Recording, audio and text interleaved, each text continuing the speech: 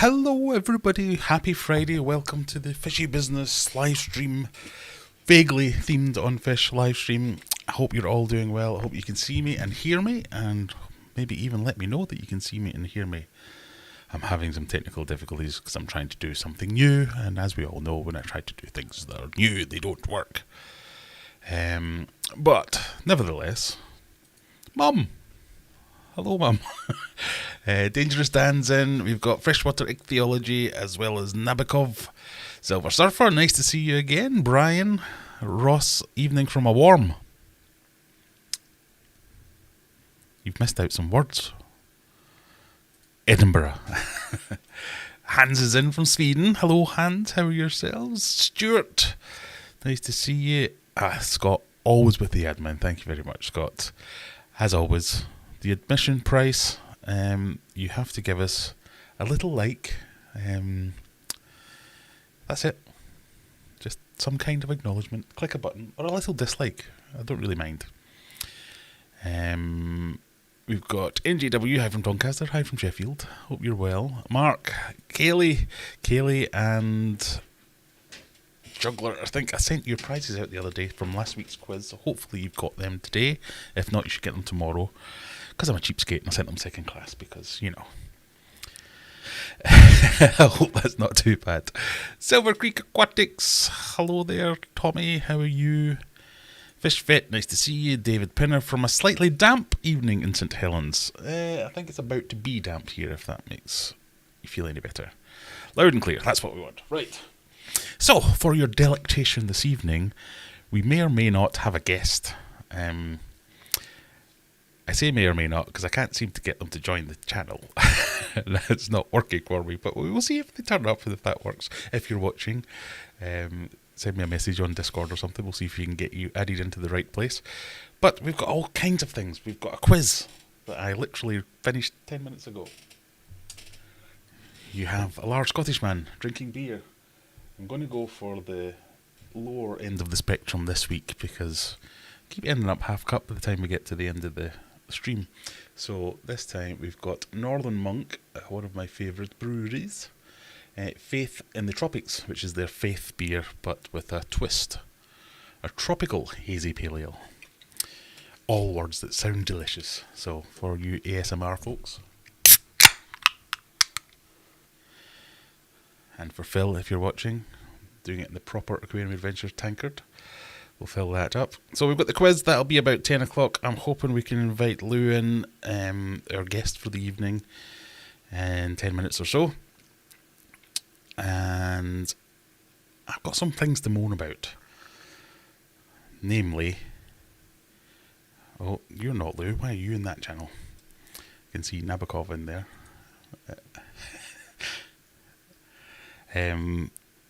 Namely... For those of you in the UK, you might have seen this recently. The water companies have decided that they're amazing. And what they've told us when they were deciding they were amazing, saying they're going to stop dumping raw poo into the waterways. Which you think, shouldn't you be doing that anyway? Is that something that really relies on praise? And not only are they going to stop dumping poo in the waterways, they're going to charge us for the pleasure, despite all these billions in profits they've been making for the last God knows how many years. That'll put our fish keepers' bills up. So I'm a little bit upset about that. I have some pond news for anyone who's interested in the pond side of things. All good, says Stuart. Good. I'm glad you can hear me. Soft focus behind that. Everything is good. Well, some people are never happy. You don't really want to see this in full HD, do you?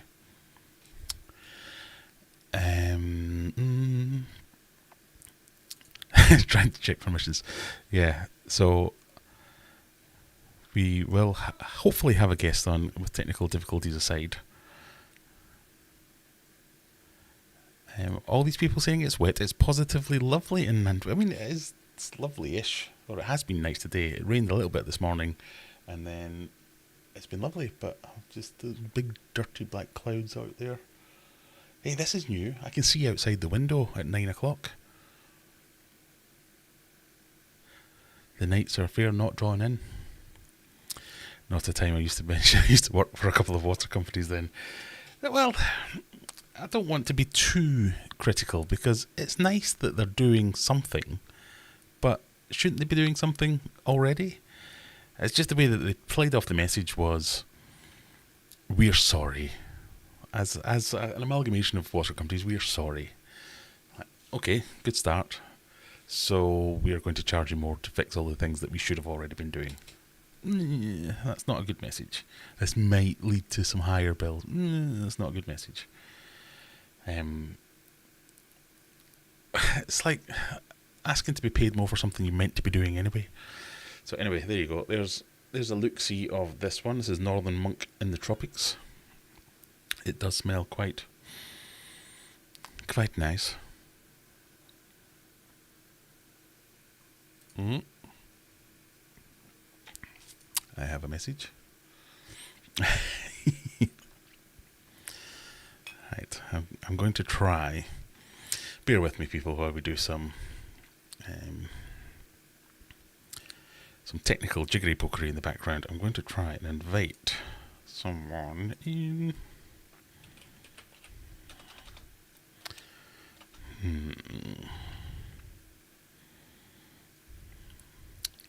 Okay, forget that one. Right, go to that one. Try this one.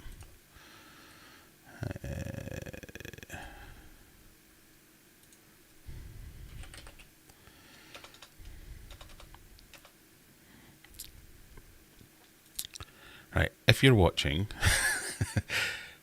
and you're meant to be my guest for this evening, I don't know if this is going to work, but if you can look down the channels on the left-hand side of Discord and you see me in any of the voice channels, jump into that same channel and turn your camera on, and then if I see you appear, I will bring you in. And until that happens, I will continue moaning about the water companies. So, the thing that was really upsetting me was the excuses that they were coming out with. Excuses! And that's what they are, they're excuses. We've inherited a Victorian system of sewerage. Yeah, when? Dozens and dozens of years ago. This isn't a new thing. So why didn't you already fix it? This is what you're meant to be using. It annoyed the bejesus out of me. Oh, we've got movement. Something's happening. I can see a big yellow thing. You're in the right channel. You might have to press a button to share your screen or share your video or share your camera or something like that. Because I can't hear you.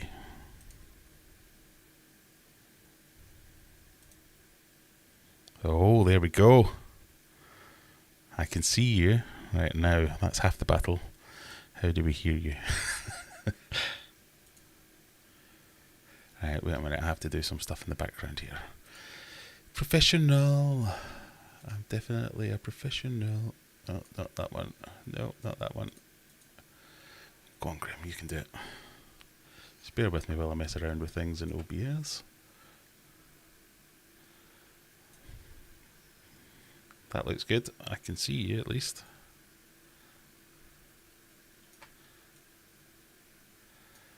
I just can't hear you. So, how do I do that?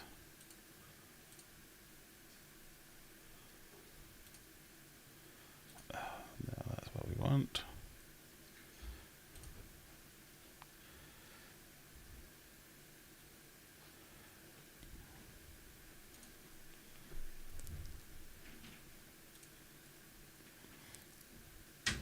For everyone else watching, I'm doing things in the background. We'll get there in a second.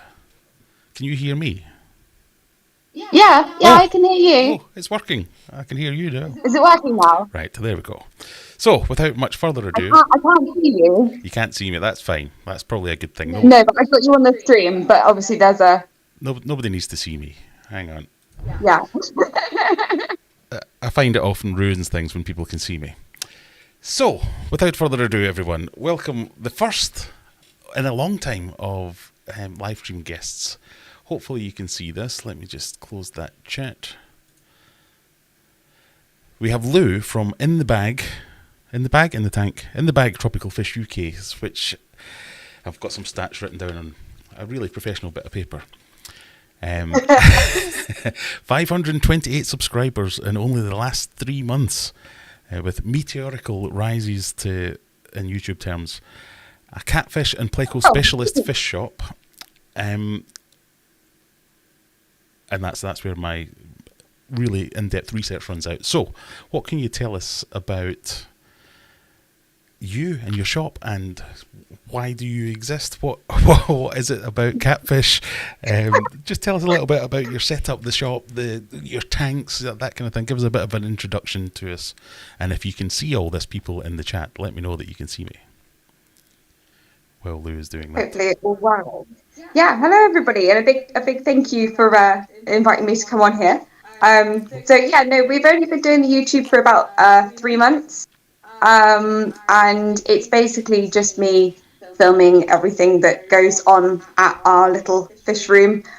So basically, we've been doing it for a couple of years now, and we're just a really small, I say family run. It's basically me mostly doing the fish, and my dad, who is Pirate Dave. And then we've also got the whole family behind the scenes, like mum helps out with paperwork and things like that. So, and my other half helps with plumbing. So that's very helpful. So we've got about 40 tanks. Yeah, it's always good to know a good plumber. We've got about 40 tanks. I've got about 5 or 6 that are like mine, including the one that you see behind me, which is like my sort of main display one.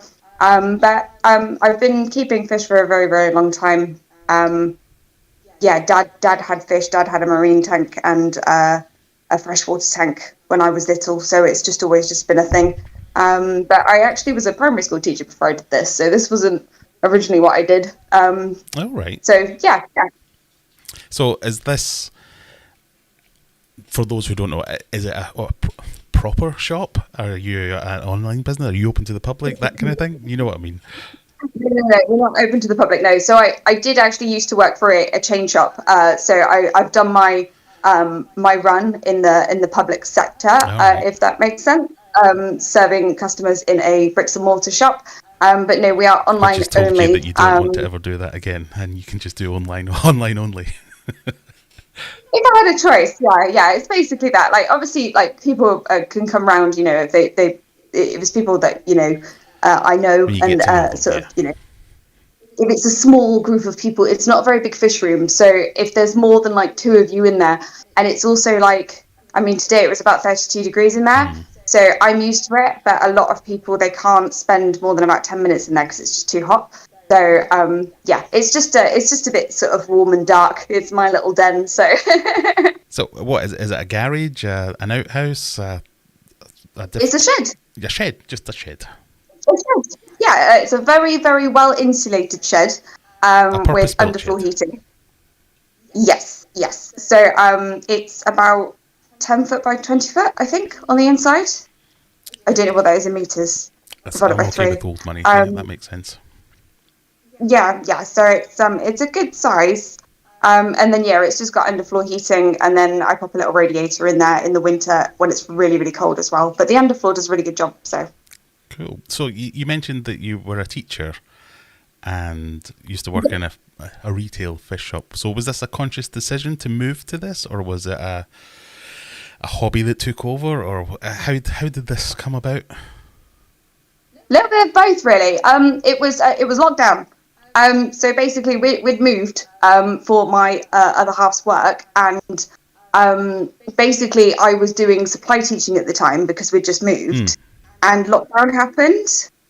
So basically, if I hadn't decided to do my hobby as a job, I literally switched professions probably about 3 weeks, 4 weeks before we went into the full lockdown. And there was no furlough for supply teachers. So I would have potentially been in a really, really bad situation, basically. And pet shops were essential businesses. So that was how that one went, basically. You never looked back. So how have you found it? Because I have spoken to a lot of people who are in the trade and do have fish shops, and they all mention the struggle. I mean, a lot of it is the bricks and mortars side of things. Is it's very expensive. The rates are very high. Utilities are very high. I mean, utilities are universal, whether you're at home or whether you're on the high street. But how have you found it since the pandemic? Since you started in the pandemic? Yeah, I mean, obviously doing things online is very beneficial because obviously I can reach people that, some of my customers can't actually drive or they're not physically able to get into a shop. So in some ways it's made fish more accessible for people because, I can send fish up to Scotland or something, instead of them having to pay goodness knows how much it is a litre to get down here in a car type thing. But I mean, when we upgraded the fish room, when we built the new one last year, we built it. I basically wanted to make it as eco-friendly as possible. So all of our packaging and stuff, we do all biodegradable everything. Everything's recyclable. So I just really wanted to. It's that you're selling these fish and you're trying to like raise awareness and all this kind of thing, and then you're like, I feel like a lot of it's like everything's wrapped in plastic and everything's just like. Yeah. It just seems a little bit backwards to be producing loads of plastic when plastic's killing loads of fish. But basically, I built it to be as eco-friendly as possible because we want to go solar and we want to take the whole thing off grid. Oh, right. But it only costs about £5 a day in electricity, and that's in the winter months when everything's going. So in the summer, it's only the air pumps that I have to power and the lights when they're on. I've been going down a bit of a rabbit hole recently with solar power, so I'm awaiting my first or second raft of solar panels, batteries, charge controllers to power my pond. So I've spent the last couple of weeks trying to figure all this out. So that's all started to arrive. So coming soon, this will be the first experiment, shall we say. But I've been thinking along the same lines of, can I get something? I've got solar panels in the house anyway, but can I get some more solar panels and maybe run my fish room with the solar panels and take away some of the cost? Because it's getting a bit ridiculous, especially when you're not the best or the most insulated. So tell me a bit more about your packaging and stuff like that. How does that work? What do you use if you're trying to avoid plastics? Obviously, you don't put the fish in a paper bag. Yeah, no. Well, we're waiting on what seems to be in the works is in the future they're going to be making plastic, the see-through plastic watertight bags out of fish scales. All right. So, which will be... So that's what that, but it's like it's not available to the public yet. But basically, everything aside from the plastic fish bag is either recyclable or biodegradable. Right. So people don't actually know this, but polystyrene is completely recyclable. Yeah, well, if nothing else, most fish keepers have several poly boxes they recycle on a regular basis when they go to shows and shops and things like that. Yeah, I've recycled a lot of it for insulation, if nothing else. Yeah, exactly. Yeah. But yeah, no. So a lot of people don't realise that polystyrene can be used for loads of things, but actually it is recyclable. The bin men might not actually know that, but it's only like 2% plastic. Yeah. And it's mostly air. So but basically everything is aside from those fish bags. So it's all paper tape. We use bright yellow so nobody can miss the boxes. And it's all just paper and cardboard. And then what are the peanuts made of? The packing peanuts. They're the edible ones. You're not supposed to eat them, but you're going to say edible. You're not supposed to eat them, but they disappear when you get them when they're wet. Yeah. I think they're made of starch or something. Yeah. And you can get those in different shapes. So I'm looking at getting crocodile shaped ones because I thought that'd be quite fun. So. Yeah, well, that'd be cool. Oh, that's really cool. Why not? For a while, a couple of years back, I tried to kind of dip my toe into the sending fish online, got my pet shop license and all that kind of stuff, but it's quite the faff. I don't know if I'm not the right kind of person to get involved with all that, but I did the whole thing where I was trying to source like the packing peanuts and all that kind of stuff and sending test parcels to myself to make sure the temperatures were up to... People might not realise the amount of effort and work that goes into just packaging up fish, never mind the admin side of running a business as well. It's quite the minefield sometimes. The main thing people miss is they don't put a hole in the box. Yeah. Yeah, I've received parcels off like really, really big fish chains, and they don't put a hole in the box for the heat pack to get the heat pack to activate. Yeah, make oxygen. No, it doesn't make oxygen, but it's like, I swear it's like iron oxide or something in there, and it has to like react with oxygen. And then I get so many parcels, and they haven't put a hole in the box. And the heat pack is just kind of a bit sad, and it's just like, it's such an easy mistake that could be so easily avoided, but everyone seems to forget that. So what kind of turnover are we talking about here? Are you sending out fish every day? Hundreds of fish? What kind of? Not hundreds, because it's just the plecos really. So it's we mostly do like pairs and groups. So it's normally sort of 3s and 5s, things like that. On a good day, we could be sort of 3-4 boxes. Wow. Generally, it'll be a box a day easily at the moment. And that's just sort of, every business is a little seed and it has to grow. And we've only been going a couple of years really. So it's pretty good. So Definitely is that the goal nice then to with think the that YouTube channel, is to help that seed grow a little bit? I mean, it's obviously working, because it was my subscribers were saying to me when I was saying I need to get more people on here. I must be completely honest and say this is a little bit selfish from me. I'm trying to get some people who actually know what they're talking about and give me a little bit of credibility. So if I can give you some exposure in return for some credibility, that's what we're going. But your name came up from a few different people suggested that, so it's obviously working. You must have made a name for yourself somewhere. Just talking about, you said your specialism is the catfish and the plecos. Why? Is that just a personal preference, or is that? Because I know there are some people who deep dive into the catfish and pleco world, and because they just love the diversity, the variety, the colours, the way these fish are. But how did you come about that? I like the weird ones, but people don't really go for the weird ones in the retail world. So, I mean, I like things like banjo cats and the whiptails, the falawellas, basically everything that doesn't really look like a fish. Like, I have some Acistridium dichronomums, which are just amazing. They're like these little green whiptail falawella thingies, and they can change colour, and they're amazing. And I can't get a good photo of one. But they're the kind of thing that people don't really go for. So if I was going to be able to work with those, I was going to have to broaden out a little bit. And, plecos are super easy to breed. I don't know. I've got a couple of breeding groups, and I just find them quite straightforward. I am generally a monster fish person, first and foremost.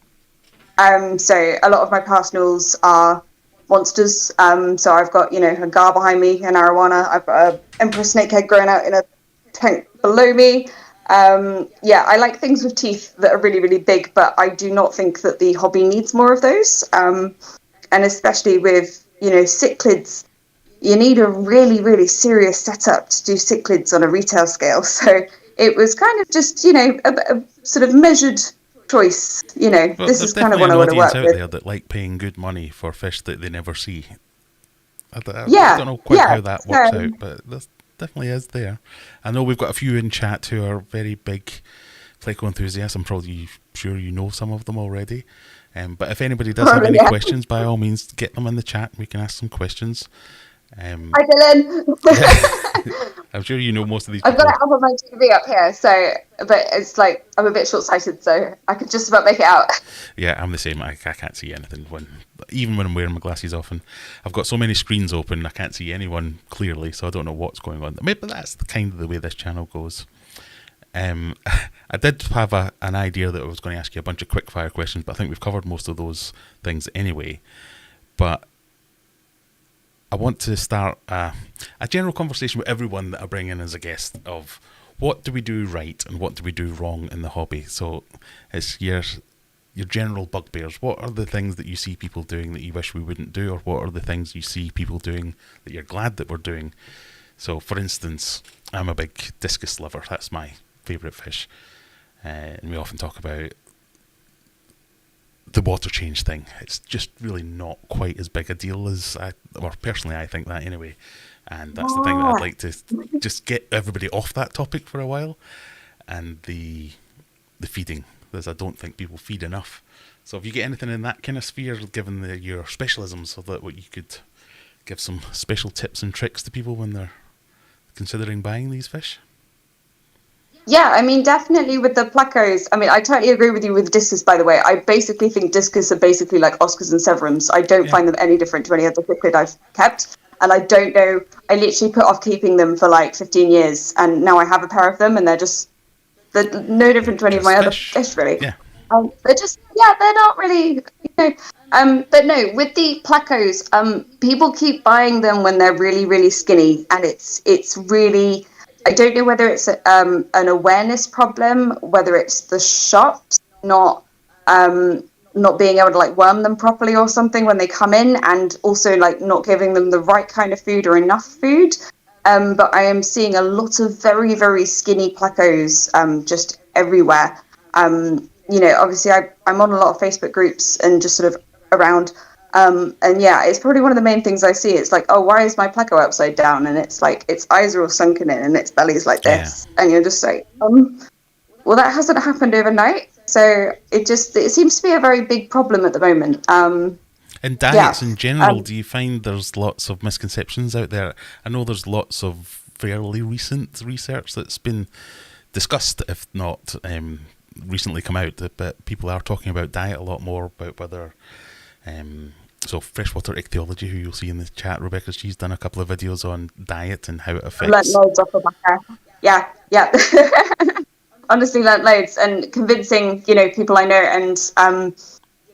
my dad and things like that, people who are up the fish room with me, that the stuff that it says online is wrong, and that we should be looking at the biology and the ichthyology and all of that kind of thing instead. And then you start looking, and there's not very much research that's really been done. But a lot of it, if you really, really do a deep dive, a lot of these plecos are algae eaters first and foremost, or they're grazers. They're grazing on that sort of layer of stuff that's in, even if you walk by like a normal pond, you'll see it. There's just like stuff covering everything. Yeah. And, that's what they're eating. And, fair enough, a pleco in one part of the river might be eating a slightly different recipe to somewhere else. But then if you start looking at commercial fish foods, in fact, I put a big old list on the Facebook the other day, because I had a couple of customers asking me why their plecos were losing weight, and I asked them what they were feeding. And then when I Googled the ingredients of what they were feeding, it was only like 3% algae in what they were feeding. And then I did a deep dive into it, and I did a great big long list, and I basically ordered all of, not all of them, most of the commercial fish foods. I want to add more to it, for plecos, and basically listed them in order of like algae content, and you'd be shocked. It's basically, there's 3 at the top, and then after about sort of 30%, there's a big drop off, and suddenly everything is at 6% algae or less. And some of the sort of leading brands have got hardly anything in them whatsoever, and it's mostly just like wheat, which is basically what we feed koi. Yeah, so it's the fillers, we're just and the feeding germ and things like that, isn't it? No, I had a similar, not discussion, but someone was talking about it, and I think it's a curse of the internet sometimes, where all this information is available, but nobody actually looks for it. They go for the first thing that they find, where they say, pleco, algae wafer. And then you look at the algae wafer and you go, well, there are 1,000 different types of algae wafer out, and some of them don't actually have any algae in them. But it's called algae wafer, so that's what I'll use. It must contain algae. I've got a pack of cloverleaf food over there that I bought the other day for this fella behind me. And I was in the shop, and there was this big, beautiful display of all this different food, and I was like, oh, I haven't seen that one before. Predator, oh, lovely, okay. Spent like £30 on it because he needs a big bag. And then I looked at the back, and it has chicken in it. And he can't eat chicken because he's a fish. They can't digest it. So that's, it's very strange. I don't know. I mean, I do know, because I've been looking into making my own foods. It's far off. It's a far off thing. But there's no regulation on it. You don't need any kind of license. There's no nothing.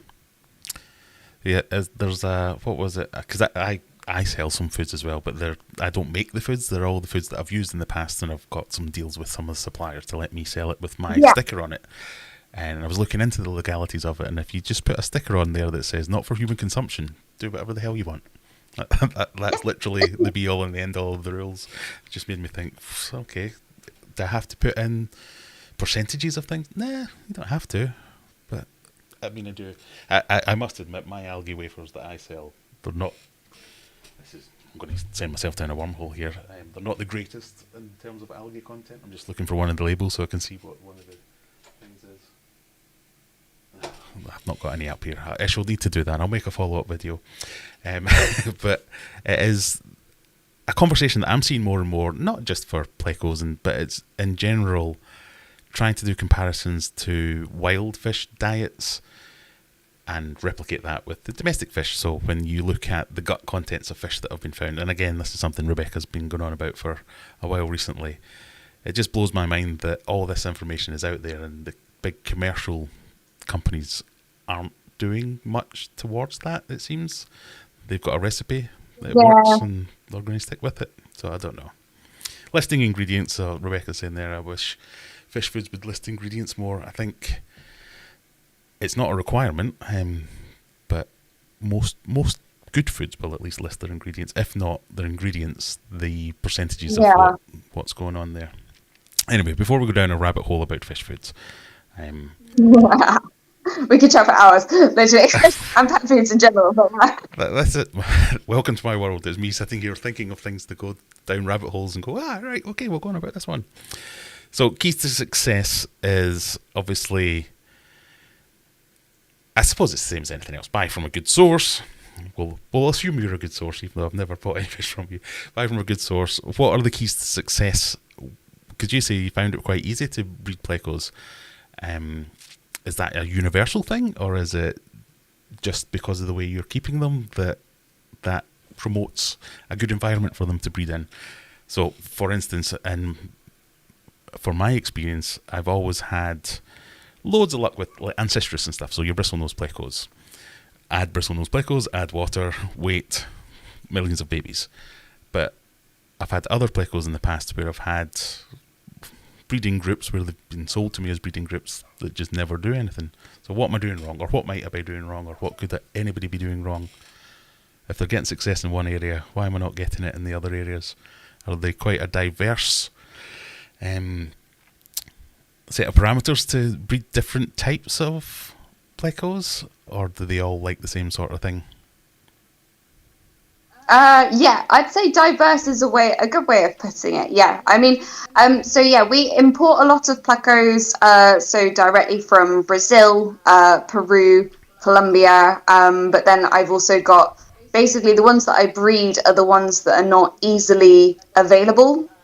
So things like the L183 starlights. I say I breed them. I have a lovely pair of females and no male, so I'm on the search for a male. But things that I do breed, like the L397s, and bristle noses, Hyperancestris, I actually don't put caves in with them because they're a pain and I don't need to breed them.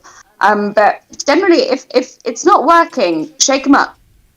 Move them around? That's so, well, not actually physically pick up the tank and shake them, but you do like a really big water change, or move them. Yeah, I mean, you could even move them from one side of the room to the other, and so they've got a little bit of different light on them, or pop them in a different tank.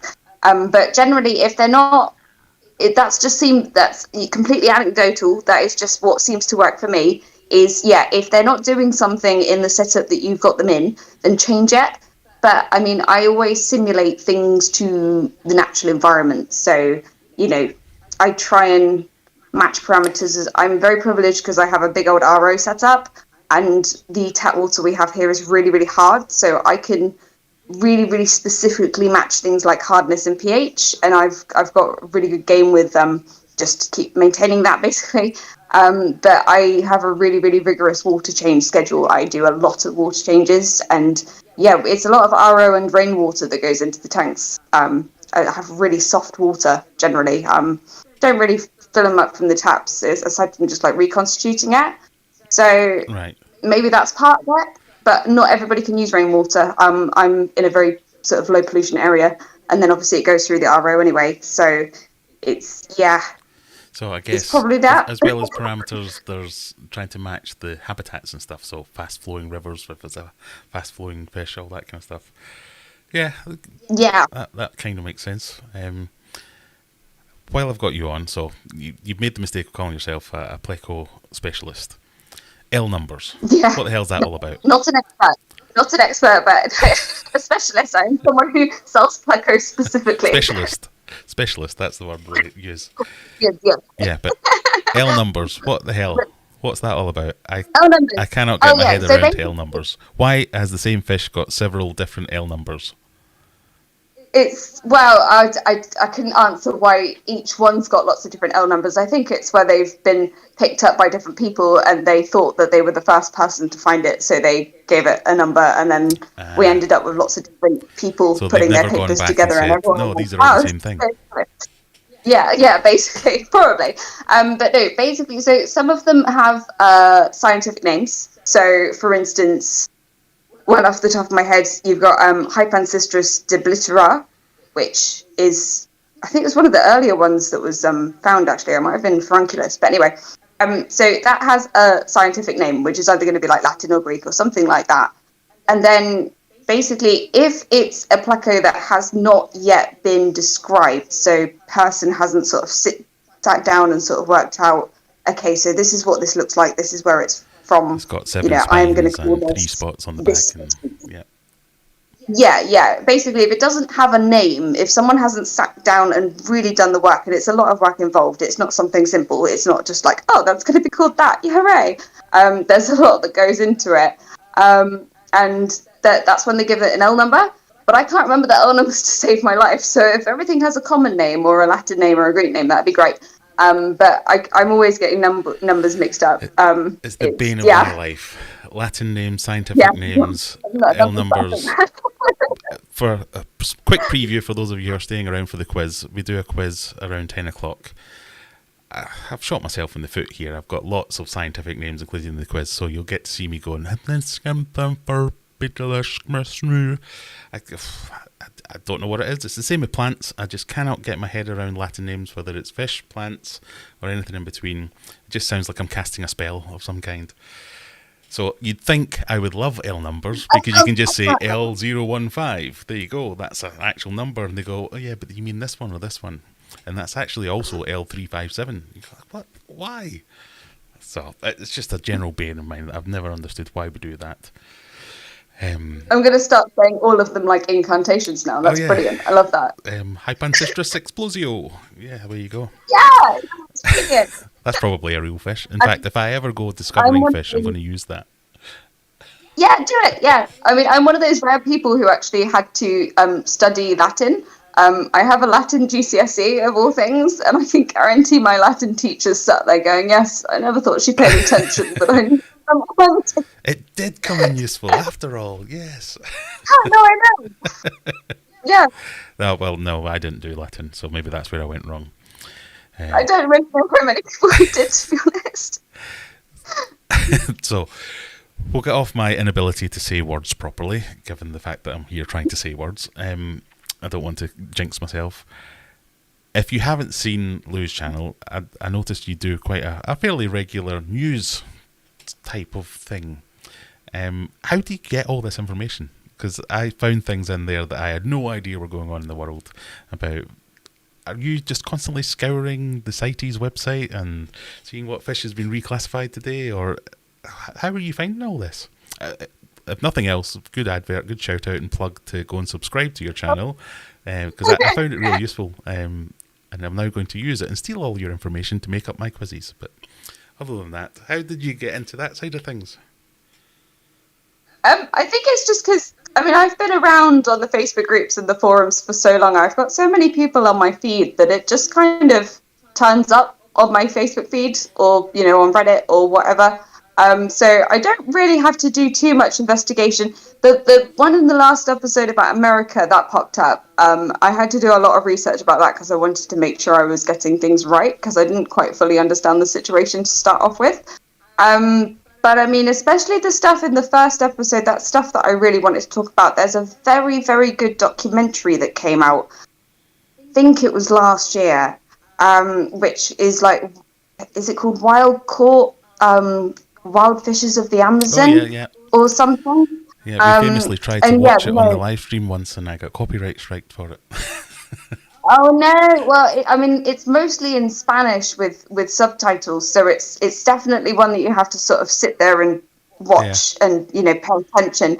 But no, I mean, that probably sparked, because that sort of came out, well, it wouldn't have been last year, it would have been a couple of years ago now, but that was sort of the main thing that really, I mean, I knew about it, but I didn't know that much about it type thing. And that was what really just got me interested. And then you know what algorithms are like. They just throw stuff at you anyway, because they know that, my algorithm knows that I like fish. So you can't get away from it. There's no escaping now. Yeah. yeah, So I would definitely recommend that, because I found a few of those recently, but yours was very easy to consume and not too far down the rabbit hole. So I think one of the ones I was reading about was you were talking about and reading about. I was sat here watching. I don't actually read.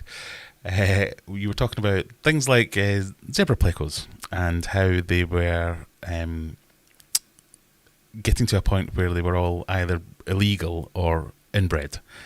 And it's just something that's so obvious that you just, of course that's correct. Why wouldn't that be the case? It was one of these things that just clicked with me. It went, oh yeah, that's a really good point. Why didn't I think of that? When you're sat there going, damn, I wish I'd thought about making a video and saying that, because it's so clear and obvious that, I won't repeat it all, but I'll just say go and have a look at your videos. It's well worth the 10 minutes to sit down and listen to some of that stuff. Quick interjection. If anyone does have any questions for Lou, get them in the chat now, and then we'll go back and we can look through them. Just put question in your question like I tell you every week, and then it'll highlight it for me. But sorry for interrupting you. Oh no, that's all right. I've got a little bit of a delay, so sorry if I interrupt you as well. But we just had a really bad delivery of them, and we had loads of like snub noses and like the dodgy dorsals and things on them, and I just started really looking into it, and it's kind of like guppies. This is what we've done with guppies, isn't it? And goldfish. And I think, and you mentioned this when you were talking about it, that's the price that's attached to some of these fish. It just encourages people to do bad things, because if you get a huge turnover of them and they're worth a lot of money, then you're going to keep doing that, and it's only the more nefarious people out there are just going to take advantage of that, aren't they? Yeah, I mean, if I had £1 for every time somebody asked me what's the best pleco to breed, I wouldn't be selling fish. Yeah. So.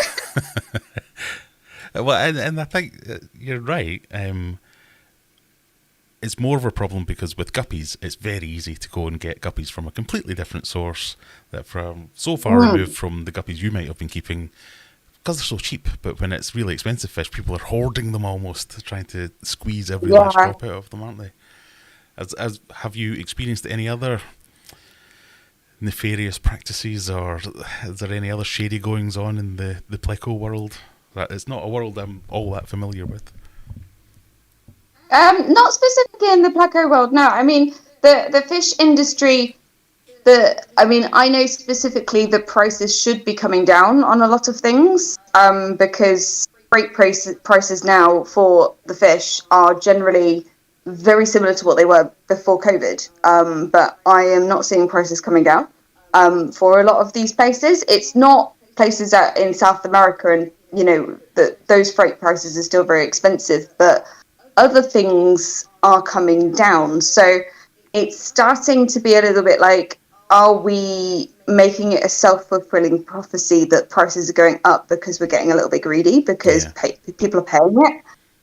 So it can be so tempting to push prices up by like a £5, £3, all this kind of thing. But at the end of the day, it's not really doing the fish any favours. I mean, I don't really agree with fish being too cheap either, because I don't think that helps. But it's one of those things that when I'm seeing, there was like a breeding trio, or it wasn't even a breeding trio. I think it was a one female, two males or something of, is it the L236, the super white ones?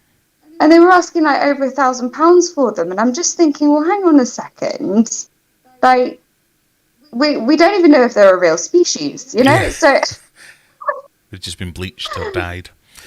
Yeah. But, yeah. No, because I find myself conflicted sometimes, similarly, that I'll go to a fish store and go, God, that's expensive, and at the same time think, I don't want them to be too cheap, because then that's just encouraging someone that's going to put no effort in and just do the whole replace your fish after it dies every 3 months type thing. So yeah, it's something I struggle with as well, because I know, as a Scotsman, I'm cheap and I don't like spending money, but also I do quite like the fish and I don't want them to be taken advantage of almost. Yeah. So I mean, it's not too bad. There are specific placos that but people seem to be quite fair. I mean, I'm involved in a big community. I don't know if anybody who's watching goes on banned, but basically when Facebook banned live animal sales, basically everyone migrated over onto that app, and there's a really, really big community of breeders. I mean, I import as well as breed, but there's a lot of people on there who sell, and there's really, really good quality fish actually. And it's all just done quite privately now, and it's all people who've got little setups and fish rooms in their back gardens and that kind of thing, and prices are very fair as well. So you can often, just as an example, L306 placos, they're like these really, really heavily candy striped panaculus placos. They're like white, red, black, like a milk snake, really, really dramatic looking fish. You want an adult one of those, you're going to be looking about 80 to 120 pounds. But then if you can find a breeder, you can get some, maybe 1-2 inch fry for about 25 pounds each. You can then grow those on. If you've got too many males, sell them. Great. And it's just stuff like that, with the community actually working with each other instead of everyone just getting fish from the shop and then keeping them to themselves. So it's really nice to see stuff like that start to happen. I've seen that at auctions and things like that, where people will be there and they'll be selling the fish that they've got from their little breeding programs, but they'll also be tapping everyone up saying, I've got this coming in the next few weeks, so give me your email and I'll send you this when I'll get these ones coming in. I've tried to use Band a few times, but it's more what's the word I'm trying to, come on, I've had half a beer and I already can't remember how to say words properly. I find Band quite confusing. I don't know whether I've just not found the right sites or the right groups within it. It's got a weird layout. Yeah, it does have a bit of a weird layout. So maybe I need to spend more time in there figuring out what to do and where. Yeah, or if somebody who's watching knows anything about app development or programming, there's your niche. Well, as you saw earlier, I'm always telling people, come and join my Discord server, and then I get on there myself and I'm like, what does this button do? I can't figure this out. Yeah. So fish keepers before anything else. Well, I work in I have a proper job as well as the fish keeping side of things, and it's so embarrassing that I get confused by IT things on a regular basis. Tell people that. I know. I'm a professional, honestly. I know what I'm doing. I'm glad it's not just me. Rebecca's there saying Band is beyond me, so it's not just me. Thank God. So, before we let you go, how do we find you?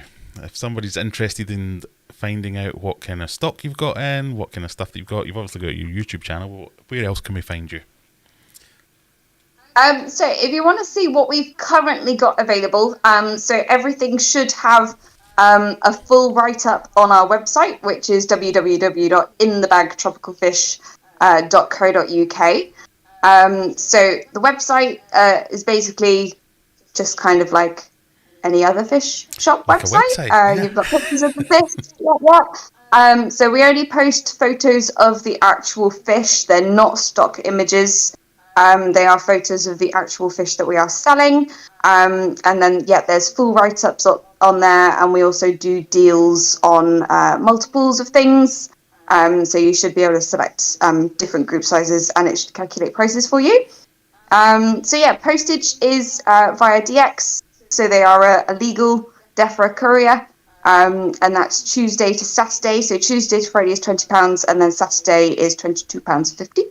And that is guaranteed live arrival, and then we also do a 7-day guarantee of the fish after they've arrived with you as well. So we're very generous with that, and we deal with everything. It doesn't happen often, but we're very, very generous with that kind of thing. And then so we've got Facebook. band as well. I did used to do TikTok. That's kind of how I started doing the videos, but I don't go on there anymore because I think it was melting my brain. So there are some old ones on there if you wanted to see how the fish room was made. There's some videos on the TikTok, which I think is just Lou's Fish Room. Or Alice's Aquarium. I can't remember. You need to repurpose all of them I go as by my YouTube second name. shorts. So yeah. So I was thinking. So we know where to find you. So let me just go back and see if there's any questions. I've got a couple of questions that I've seen here. What is your favourite species you've kept and one you've been trying to track down? favorite species I've kept is probably going to be emperor snakehead. Which is, I've got a little one. I've got a big one. You want to see him? Have you got a large one? Hang on. I don't know whether you can see because I can only see it on a tiny, tiny screen. But we've got a little fella growing out down here. There you go. So yeah, he's a red one. But basically, I did have one. He was about this big, and his name was Spock. And I loved that fish. I'm a Trekkie. But no. I loved that fish with all my heart, and then right before he was about to be upgraded to an amazing pond, he decided to bust out of a poly box with 2 bricks on it and just hit the ground. And it's a myth that they can survive outside of water, because he broke my heart, and then it took me a while to track another one down. But no, snakeheads in general. I've also got a very, very grumpy Chanapunk Tartar, I think it is, called Steve. Steve hates everyone and everything, and we love him for it. So. I have some fish like that, yes. My channel mascot is a flower horn called Humphrey, and he lives to destroy. That's all he cares about. Everyone needs a Humphrey in their life. Yeah, a Humphrey or a Steve. So, yeah. So I've got my flower horn called Humphrey, and my snakehead, my emperor snakehead's called Gordon. Because why wouldn't you? Gordon, yes. I love that. Mine is, it's a little bit cheesy, but mine's called Phoenix because he's a red emperor snakehead, but also because the last one died, so and he's red, from the flames. So he's the phoenix rising from the flames. Yeah, it's a little bit cheesy, but and then plecos. It's going to sound really, really boring, but I love the big old gibberceps. They're my favourites. Yep, the sailfin gibberceps. I have one called Versace, and it's very aggressive. Well, that's quite a fitting name for them. They are very loud and proud, aren't they? Yeah. No, the very old one I had before that got to like 30 was called Prada. But yeah, no, she was very flamboyant as well. But this one is a savage. It's honestly a right savage. It's killed a lot of other placos. It's got something not quite right in its head. Oh, no. But it's just amazing. Because it's so angry, its fins are always out, and it's just always it looks amazing. It's about this big, but I can't wait to do this like this. But yeah, I like things with a bit of an attitude. But the gibberceps is what I base my logo on, and there's something about them that is really cool. Yeah, I must admit, I find a lot of joy in finding new species that I've not kept before. But the things like the emperor snakehead, I've always loved snakeheads. I've had smaller ones before in the past and done not great with them. They kept escaping and trying to commit suicide. But this one... Yeah, I have one called Cecil that happened with, yeah. Gordon, so far, he is the most chilled out fish I've ever had. He's probably the biggest fish I've ever had as well. He's well over 2 feet long. But you see these videos of the people who I'm sure they must just be tormenting them to get them to freak out all the time, and they're just not being treated nicely. But he's so stress-free, chilled out. Anytime I'm messing about in the tank, he'll come right up and scare the bejesus out of me. I'm not wrong. I'm sure he could take a finger off quite easily, but he'll just be like, "Hello, what are we doing today, sir?" He's the greatest fish I've had in a while. But Humphrey is the exact opposite. He is like, "Come on, just come a bit closer, because I'm pretty sure I could jump out and bite your nose off." Born to fight, yeah. Yeah, he's born with some kind of thing gone wrong there. So another question we've got here is your video style. And this is something I noticed as well I was going to ask you about. Another question I have about your video style, the little circle screen and making it vlog style is unique and works well. Is that just a recording software thing, or was that done by choice? It's a wonderful thing that's built into my phone. So I have an Oppo, Yeah. Oppo X3 lights, and it's something that the phone just has on it, which is really convenient. It is. It looks good. It looks as if you put loads of time and effort Yeah, into that. So we'll scrub I that don't from the care. replay to say no, it was a design choice. Thought long and hard about the aesthetic and went with that. Fair enough. Yeah, no, I wanted. I don't know how people would do that otherwise, but I'm pretty sure there's an app you can download that does that. Surely, I don't know.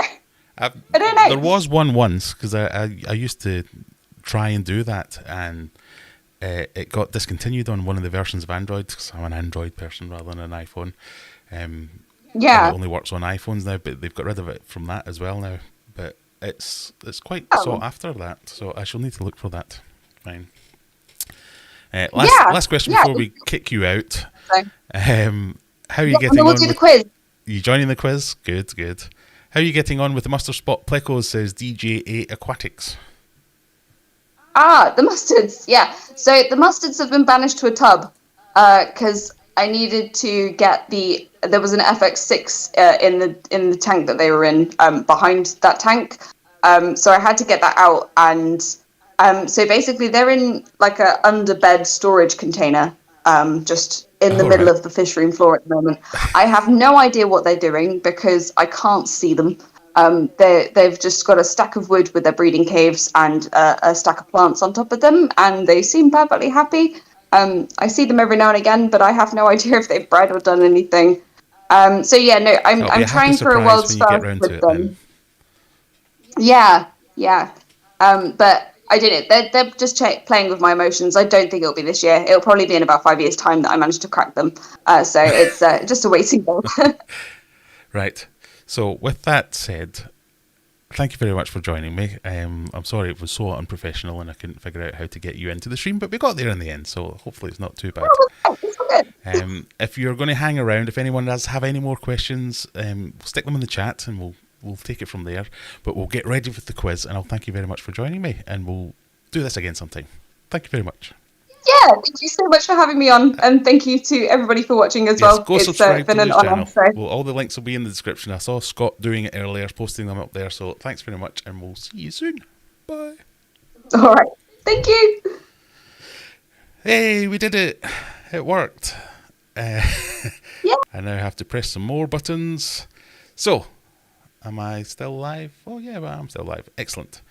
So, I'm miles behind in the chat now, so I'm not even going to try and keep up. So, I do apologise. If you have any pressing questions that you want to ask, you're going to have to ask them again. But we're going to have the quiz. So, let me set up the quiz. The quiz will have a prize, and there is a theme as well. Well, theme might be a bit much. Live group competition. I want to host. I will get you the link now. The link is going in chat, so I'll give you a couple of minutes to get filing in for the quiz. This week's prize will be a 20% discount voucher for Aquarium Adventures, because it's becoming a right pain in the arse to get to the post office. So I will do actual physical prizes every now and again, but this week it's a discount voucher. Or a voucher, if you're in America or something like that, we'll give you an Aquarium co-op voucher or something like that. I'm on to beer number 2, which is another, oh, that's not the front, which is another newbie. Northern Monk Flake and Sauce Ice Cream Pale Ale. Which is 5.7%, so none of your 8% nonsense yet. Oh, it's pink. Let me show that. We've got 5 players in so far. The quiz is just a bit of fun. It's, oh, look at the colour of this. You don't have to take it too seriously. If you're new here and you haven't played before, you're not answering the quiz questions in chat. That's not how it works. You have to click on the link that I just posted and play along there. And the loose theme is fish. We have some vaguely fishy questions, but you don't need to be an expert. And the second loose theme is it's exam week here in this house. My eldest has started his GCSEs this week, so I've stuck in a couple of GCSE questions. Just random maths, geography. I can't even remember at the moment. So we'll see how clever we all are, whether we can answer some GCSE questions. Look at the colour of that. Now that's a pink beer. Surf City Chitchlids says, hello everybody, hello yourself.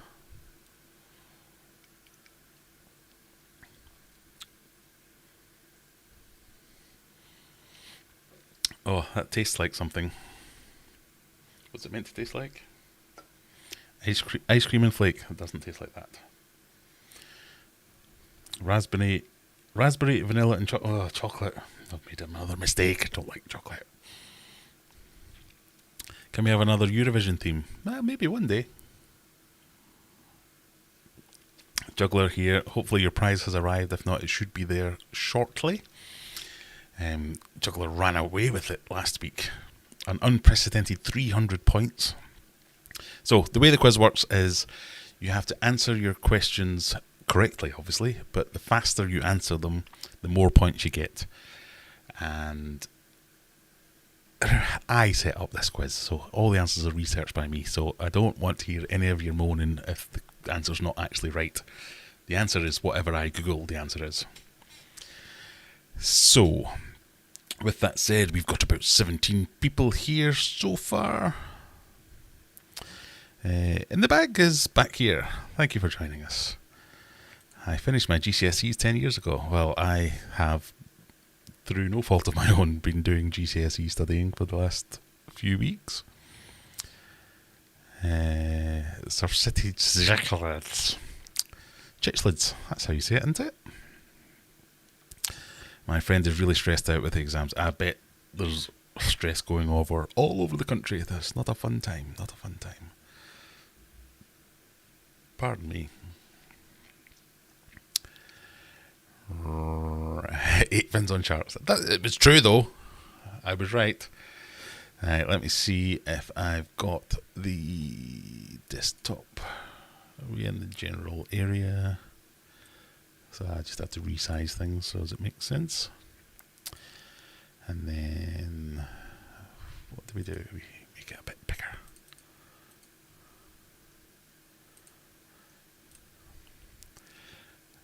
Okay.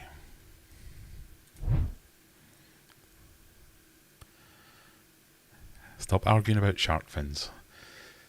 So, are we ready? We've got 19 players. We're going to get ready to go any second now.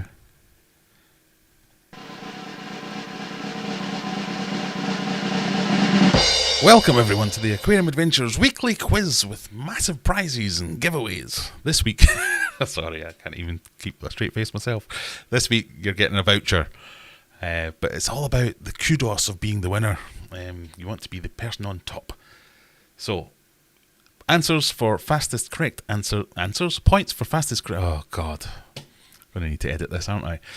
Points for fastest correct answers, as well as no, that's it. Points for fastest correct answers. Let's get going. 3, 2, 1, go. Question number 1. How old was the oldest recorded goldfish? How old was the oldest recorded goldfish? Was he 24, 32, 43 or 49?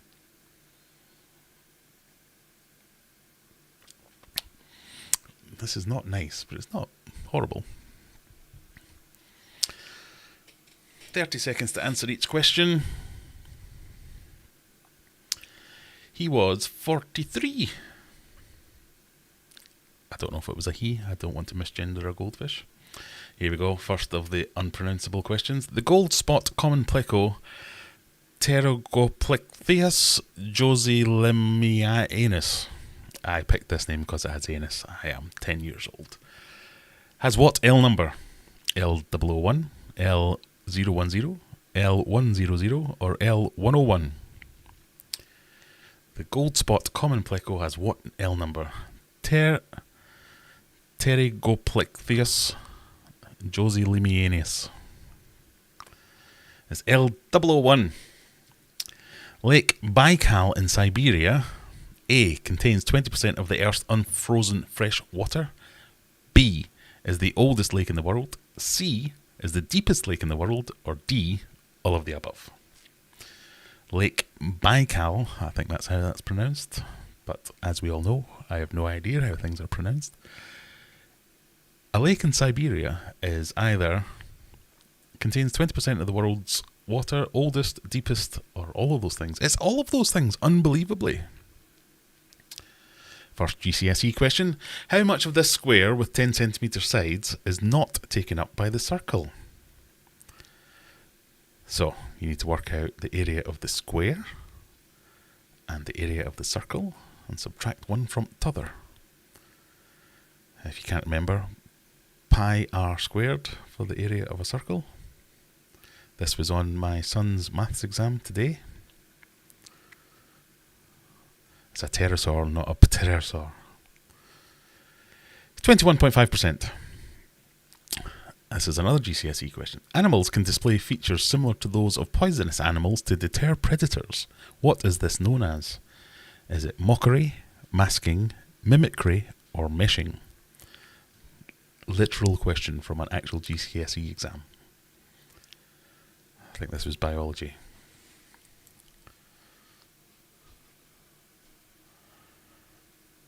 I had a question on this for an interview. Which is it? It is mimicry. What scenario best describes anaerobic? This is another GCSE question. I must have not jumbled them up properly. What scenario best describes anaerobic? Loss of energy, lots of oxygen, lack of carbon dioxide, or lack of oxygen? I think this is quite a tricky question, as in they're trying to trick you with the answers.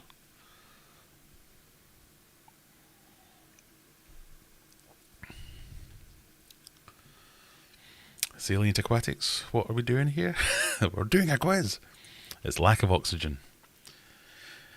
Which of these statements is true? A. It's illegal to own one pet goldfish in Switzerland. B. It's illegal to eat fish on Sunday in Finland. C. It's illegal to name a goldfish in Poland. Or D. It's illegal to catch a carp in Croatia. Which one of these is true?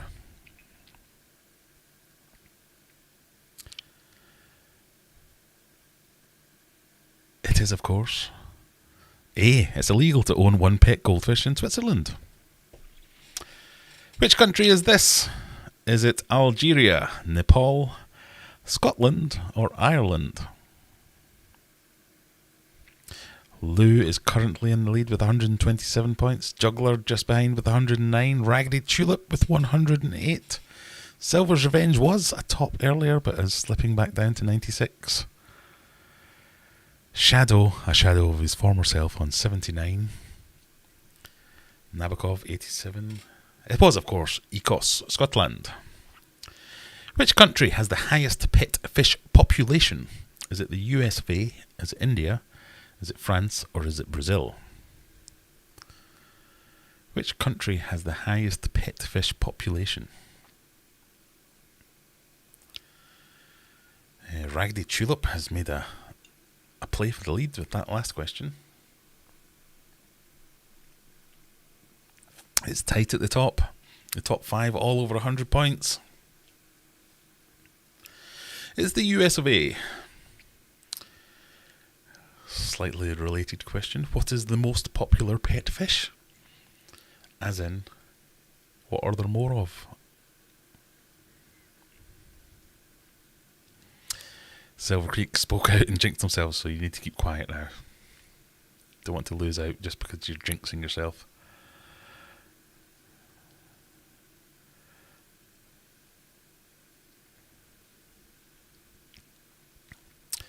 It is guppies, according to the website I looked at.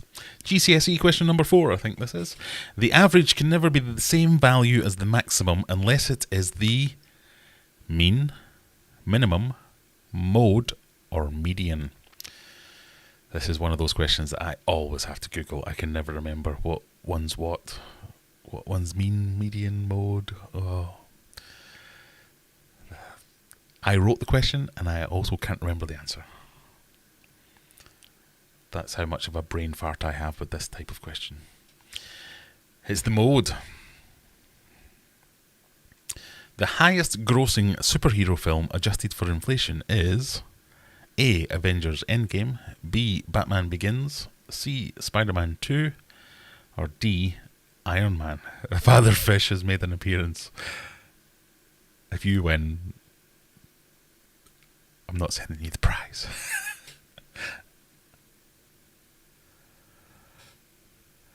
Which superhero film, adjusted for inflation, was the biggest? It was, of course, Avengers Endgame. By a long way. Autosynclus belong to which fish family? Read them for yourself. Characiform, Calychinthidae, Loricaridae, Chichlidae, or Cyclidae.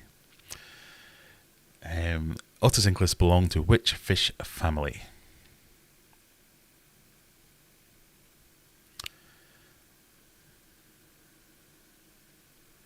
Kind of on theme tonight. Loricardae. Water leaves a plant. I'll try that again. Water leaves a plant's leaves through which process? Another GCSE question. Is it strombata, stomata, sonata, or tomata? Or tomato? Organ, not process. Yes, I probably worded that wrong.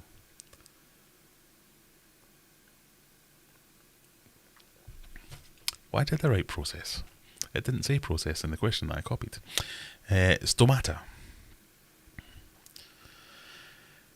Shark question. Which country has recorded the most total fatal shark attacks? USA, South Africa, New Zealand, or Australia? I apologise to all Australians.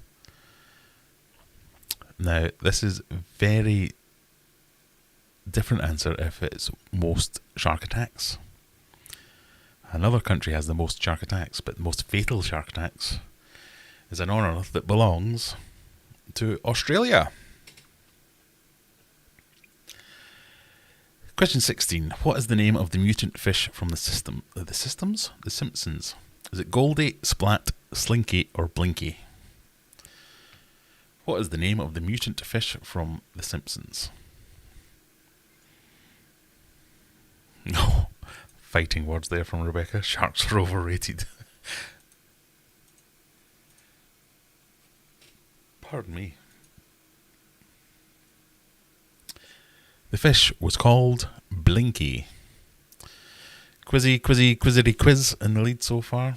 Humans have two sex chromosomes. What are the ones in women known as? Is it XX, XY, XO, or XYX?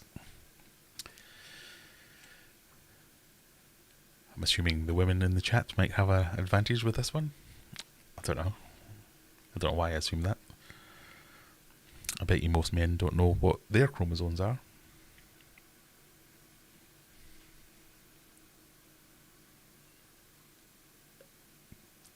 It is XX. What year was Finding Nemo released? According to the website I used to date it. Is it 2000, 2001, 2002, 2003?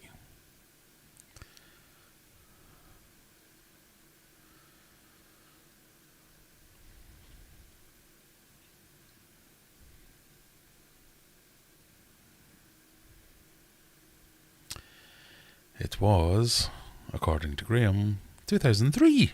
See, these are vaguely fishy related. Question 19. What beauty product usually contains fish scales? Is it eyeliner, deodorant, lipstick, or nail polish? Yeah, I did consider removing that question about the chromosomes because get you into hot water. I don't want to misgender anything.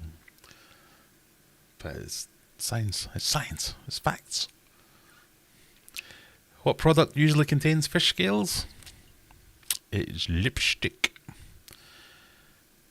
And last question. How many rivers are there in the UK?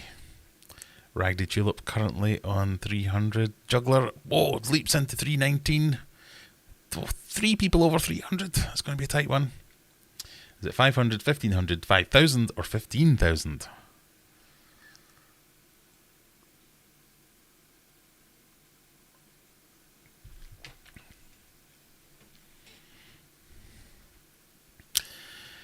It is 15,000. And the winner is Juggler. Yay. I don't have to make the sound effects. I have buttons to make the sound effects. Juggler, 2 weeks in a row. Closely followed by Raggedy Tulip on 306. Quizzy Quizzy Quiz Quiz 305. 3 people over 300. That's blows my mind. I remember when we said getting 200 was like epic. A Catfish 246. Nabokov is on 230. Lou's in with an impressive 229 for anything over 200 is impressive in my. I don't think I would get over 200, and I wrote most of the questions. Passing Wind on 227. Bin on 225. McGrew for Life on 220. Christine 213. Fatherfish an unimpressive 190. Brian Haig 175. Liam Silver, you fell away big time. What happened to you? Did you lose another finger? June on 148. Gasmuck 141. And poor old Liam didn't work for him on 0 points. Didn't I see you up there somewhere? Liam played twice.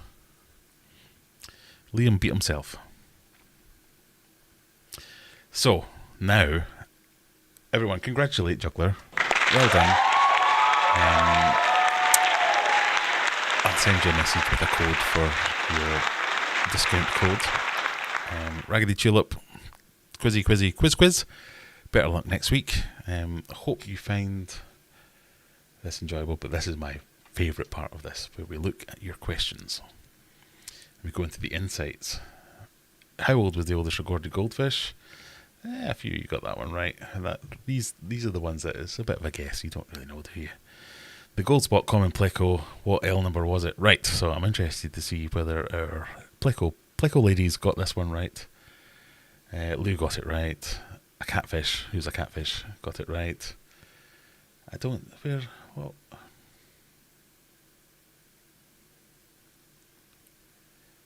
Which one are you, Rebecca? I hope you're either Ewan or a catfish. Otherwise, must try harder. Lake Baikal. Just saw that one. I'm surprised they asked about Blinky for GCSEs. They didn't. They're not all GCSE questions. That was not a GCSE question. This was a GCSE question. Wow, loads of you got that one right. I thought the time limit must be a bit of a challenge on that one, but well done everyone that got that one right. Animals can display features. This was the first GCSE question. So Liam, Ewan, David and Shadow. How did you get that one wrong? Surely that was obvious mimicry. What scenario best describes anaerobic? This was another GCSE question. Yeah, most of you got this right. Ewan, Brian, Nabokov, Scott again. Whoa, back to school for you lot. This is the one I thought was a tricky question because it was worded as lots of oxygen or a loss of oxygen. I think that's what the choices were. But you can, if you were just to skim read it, you'd be like, oh yes, oh no, it's not that one at all. Which of these statements is true? All of them. I can't remember what the question was for that one. How do you see that?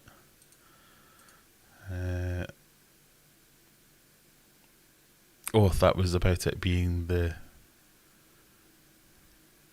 That was the Swiss one. It's illegal to keep only one goldfish in Switzerland, and that's because their animal welfare laws think it's cruel to keep a goldfish alone because they're social creatures. They've determined that these are social creatures and should be kept minimums with twos. Quite like that. What country is this?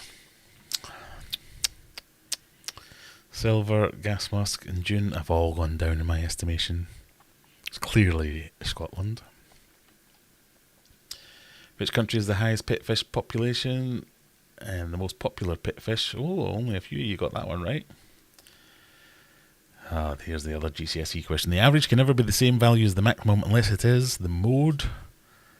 About 50-50. No, not even. Well done, everyone, though. I wouldn't have got that one right. And I've done it several times today as well. Highest grossing superhero film. See, adjusted for inflation, I thought would be the thing that would throw everyone, because that was quite a new one.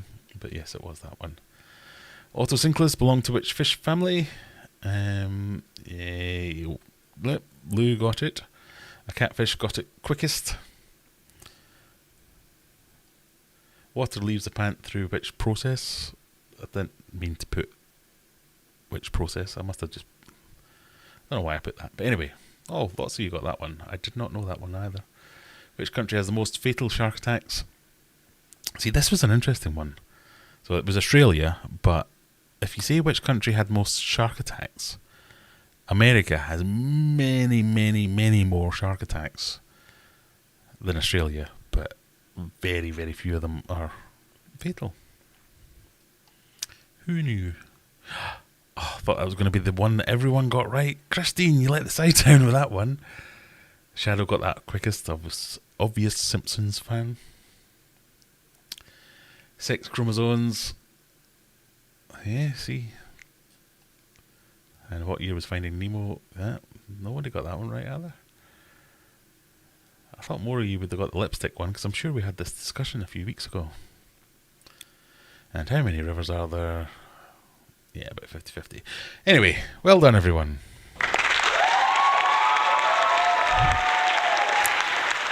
And there concludes the quiz and the public shaming of everyone that got the easy questions right.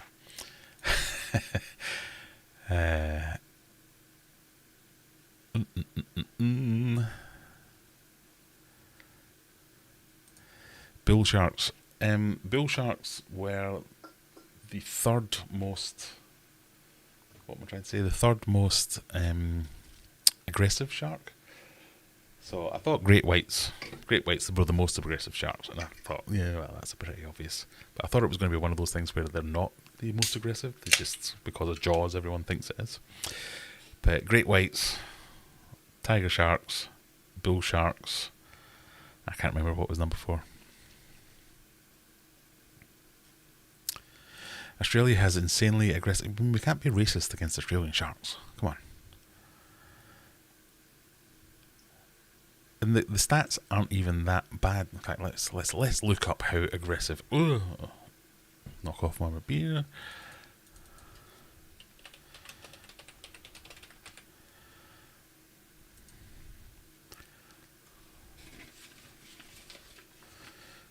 So, the most shark-infested waters are America.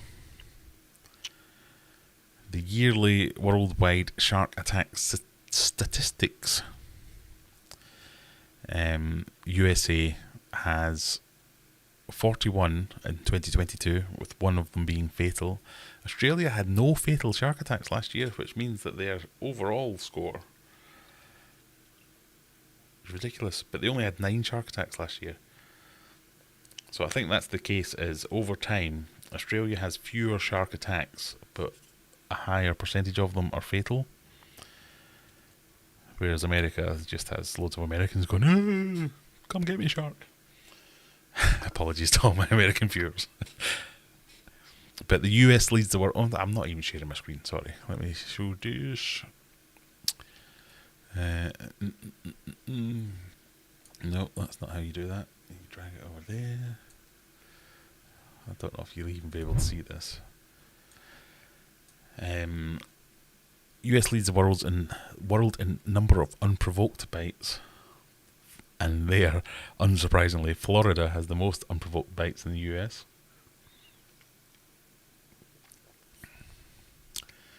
Risk of being bitten remains extremely low. I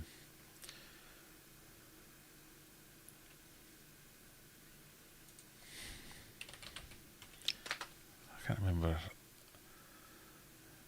Great white sharks are the most aggressive. I think this was good old Wikipedia. So I don't know if you can see this.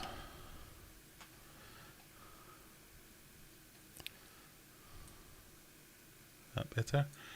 Oh God, every time.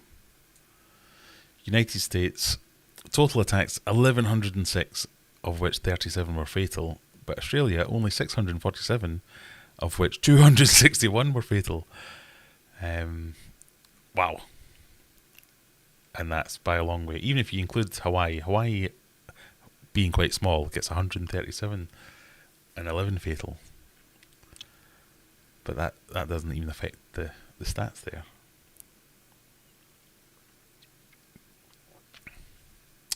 So there you go. If you want to remain safe from dying from a shark attack, move to Bermuda. Who knew?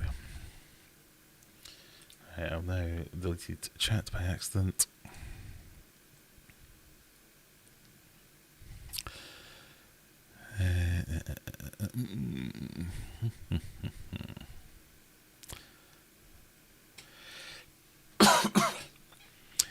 Scott says, you've no idea how annoyed I am at myself. I rage quit on the last question. Every answer I gave, my second answer was the correct one. No, don't be sad. It's just a bit of fun. I don't know if anyone plays Trivial Pursuit, but we all won a wedge for fish. Yay. Maybe we should do that. You can do an online Trivial Pursuit game, can't you? Ooh. I know that goldfish was old and the name started with an N from Japan. No, it was not. That Japanese fish was surpassed by a really grotty looking fish. I think it's either from France or from Britain. I can't remember where it was. But it's like got no eyes. Its fins are all gimped up, and it's like, I'm still alive though. Something a granddad won for his grandson, and now it's been passed on to his great grandson, something like that. Yeah, 40 odd years.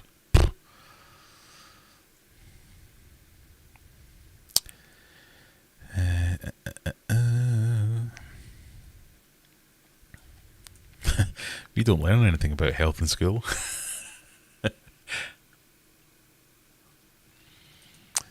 Well done to everyone that recognised Scotland. I've done the silhouette question for a number of weeks. I thought I'll indulge myself, thinking everyone would get an easy point and just be about who gets it fastest, and some of you still get it wrong.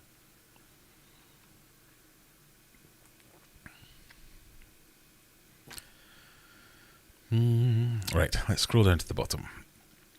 So we will now resume normal service. If anyone has any questions that they want to ask, by all means stick them in chat. I will now start monitoring chat properly.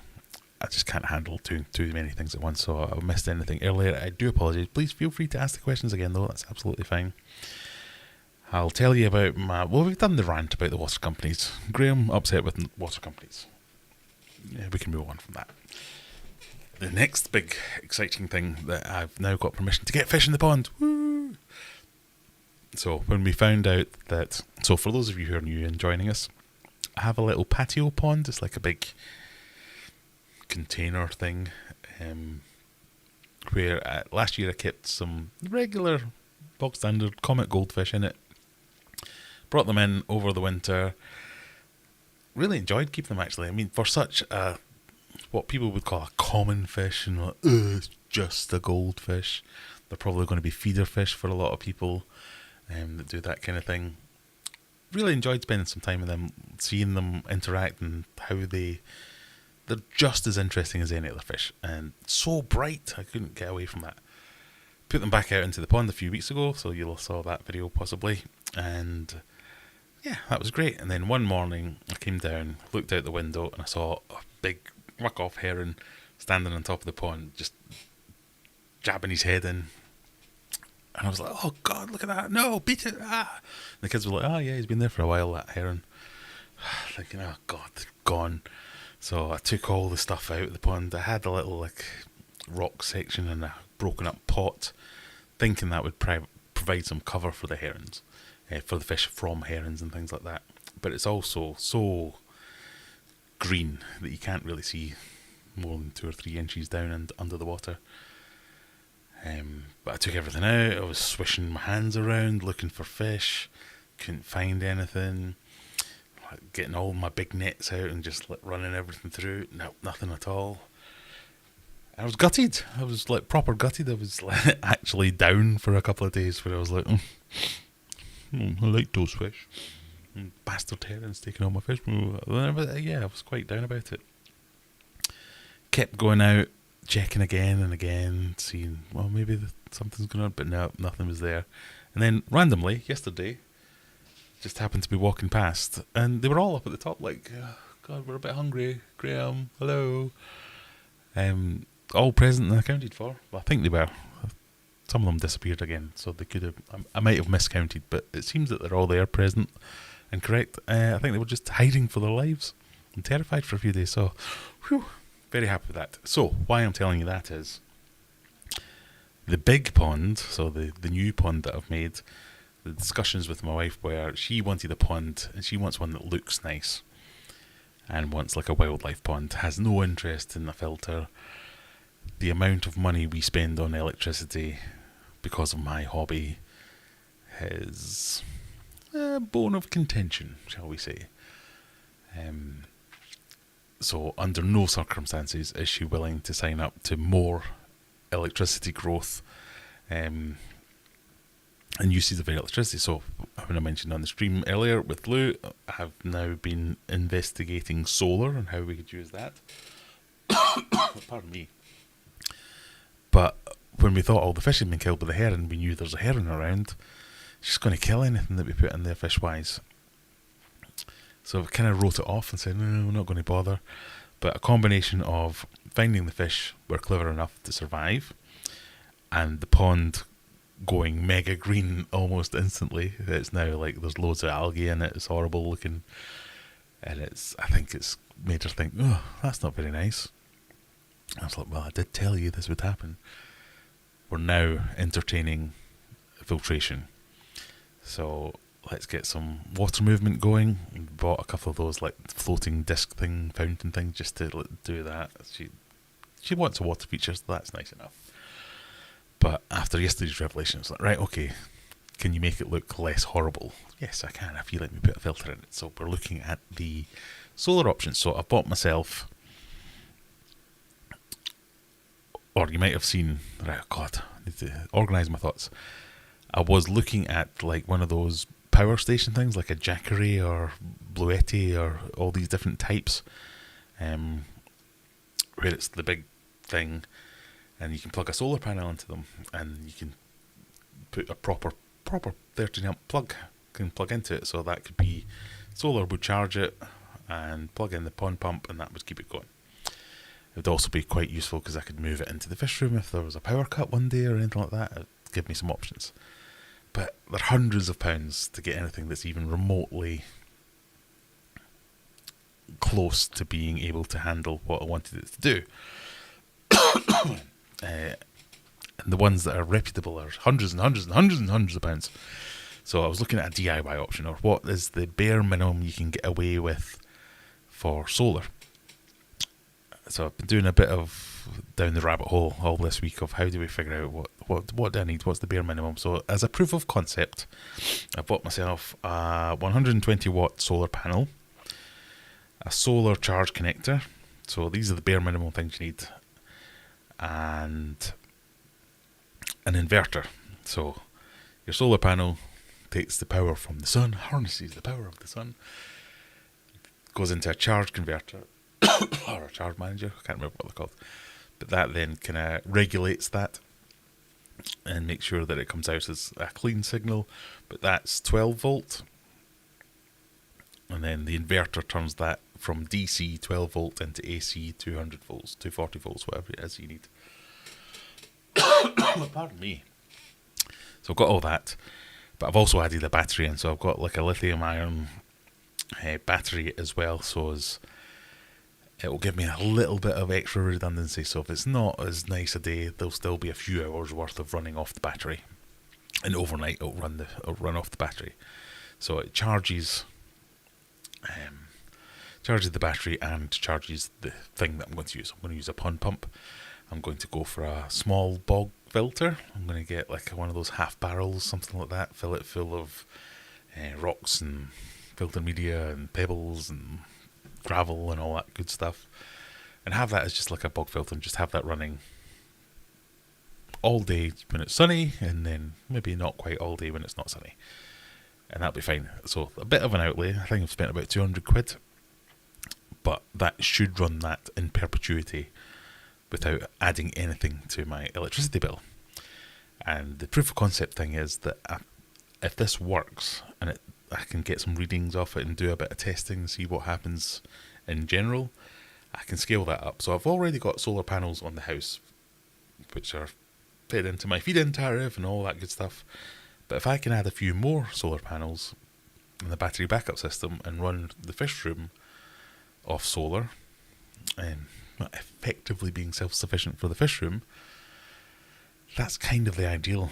It might be the marriage saver that Graham isn't spending all the money that we bring into the house on electricity to heat fish tanks and all that kind of stuff. So there's stuff to do.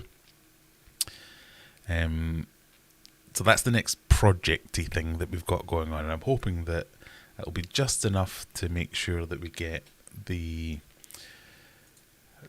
water movement. So all these like solar panel pond pump things that you get off Amazon and all that kind of stuff, I mean, they're fine. They're for like a little fountain or a little thing, but they don't move any volume of water. And I think because that pond is quite big, I really must get more pond plants, because I think that's the biggest difference that will be made. But I need to get some water moving, so adding more pond plants, adding a filter, I think we can make it beautiful again for free. So to answer your question, Nobakov Fan 87, pond time. Kaylee, I was tempted to get the country wrong on purpose to see your shock. How very dare you? Ewan, what type of filter would you recommend for a single betta tank? I'm a big fan of sponge filters, so I do like a sponge filter. They are very cheap and economical. You can get them with these piezo electronic pumps that are almost silent, that are more than enough to run a single sponge filter. The noisiest part of that is the bubbles breaking on the surface. I'm not going to say a betta doesn't need a filter, but they handle poorer water quality better than some fish. That's not to say you should aim for that, but any filtration will be good enough for a betta. So whatever suits you. If you're after quiet, if you're after cheap, if you're after efficient, pick the thing that suits you. I like an air filter because there's almost nothing to go wrong with an air filter, a sponge filter rather, the air-driven sponge filter.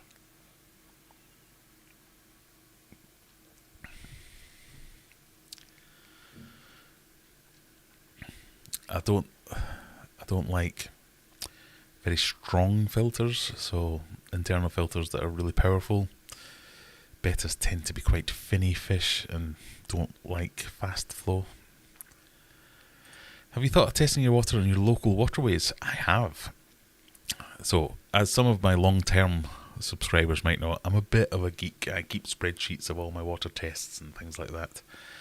I'm even currently maintaining an out-of-date API master kit and an in-date API master kit to see whether or not there's any difference when testing the same water sources from the out-of-date ones. And so far, no. It's very disappointing, because that's one of the go-to things people complain about is, oh, your water scores, your test kit's out of date, that's giving you bum results. It really isn't. But I was also thinking of doing a native tank. So a couple of years ago I did that catching fish out of the river where I got some minnows and things like that.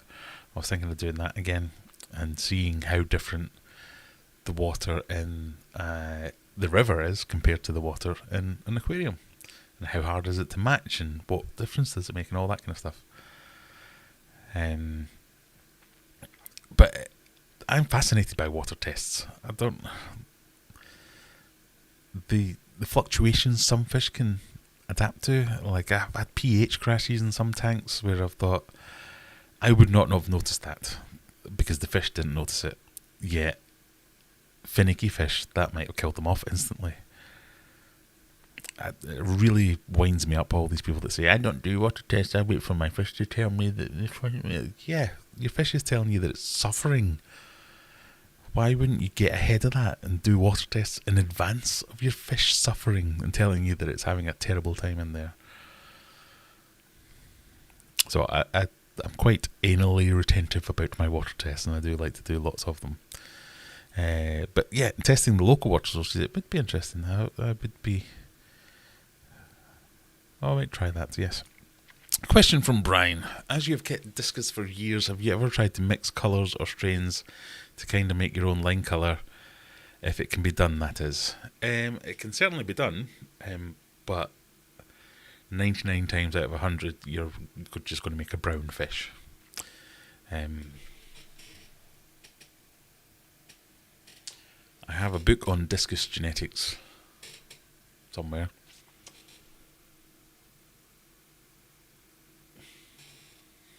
I don't know where it is. It's quite complicated. So there are certain fish you can mix which will give you certain things. But setting lines and setting new strains, it's the work of years and years and years and years. So obviously all the domestic strains that we have at the moment all started from wild strains. You have your green base, your red base, your blue base, all those kind of ones, and they've been bred to give us all these fantastic things like Penang eruptions and Rafflesia and all that kind of stuff. Your average home breeder setup, in fact any breeding setup, if you try and mix things that are unknown, out of 100 fry, you might get 3 that aren't horrible brown peppered messes. And then you need to do that over and over and over again, picking out the ones that work to try and develop those traits. It's just not something for the hobbyist to do, really, I don't think. So, no, I haven't tried. It can definitely be done, but you would have to be very committed.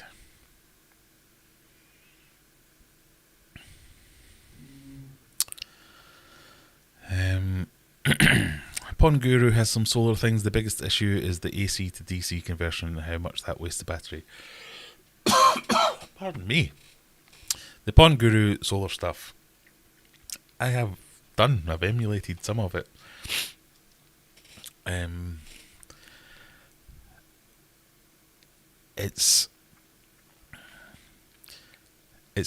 For me, the challenge is converting anything that is... How best to explain this? So anything that's on the market that just does what I want it to do is pathetic.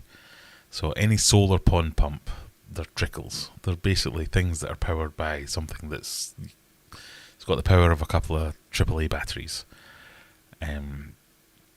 It's just not up to the task of anything above a small water feature or anything like that.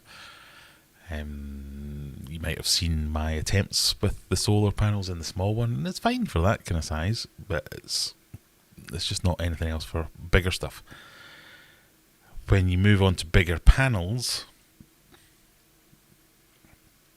so like the solar panels that I've got now, the best you get out of it is you get a USB-C connection. So whatever you need to power has to have a USB-C connection to power it. Pardon me. So the bigger panels obviously come with their tails that you need to connect into something else, and that's when you get into the realm of DC to AC conversions, which I'm hoping I have now sorted because I've got all the bits to do all that. But yeah, it's a couple £100 to get all, and I'm going very, very basic. It's nothing, no top of the line stuff for me here. This is all like ultra entry level stuff. But most of his solar stuff is, it's just really small and pathetic. It's good enough for like a little water feature, but not for a pond.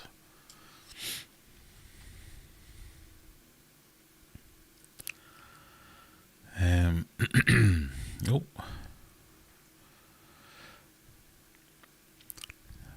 You, the wife and kids, some exercise bikes and hook them up to a battery. To be honest, the amount of time that I've spent putting are trying to figure out how to make solar work. It's not actually that hard. The hard bit is, I think the hard bit is getting it certified. So if you want to put it into your own house, into your own mains, all the bits are kind of plug and play. But when you want to put it into your mains, you just need a qualified electrician to come and go, yep, that's fine, it's all perfectly safe and not. Crack on. It's fairly simple and straightforward. The most expensive bit's the batteries. The battery that I bought for this thing is tiny. I thought I was going to get something that was like yay big coming through the post, and it came and it was about that size. So it's quite pathetic. But it's only I only wanted a small battery because it's a proof of concept thing. But yeah. Click subscribe if you want to find out how it works and how well it works. My pond contains one frog who makes a lot of noise but is never seen. My son's big into frog. He wants frogs to come and populate the pond. So hopefully by putting fish in I won't drive away all the frogs, but it'd be nice to have one. Outdoor frogs like to make their presence known.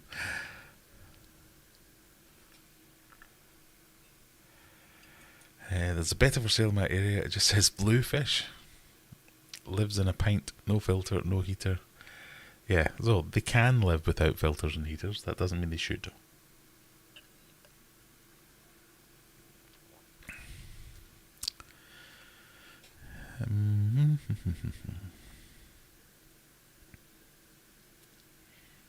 What do you think of loaches? Don't think I've ever seen them on your channel. I'm not against them, but you're right. I haven't had many. I've had coolie loaches and things like that, but yeah, I've not hugely experienced in loaches, but I'm nothing against them. Not like Geophagus. Bleh.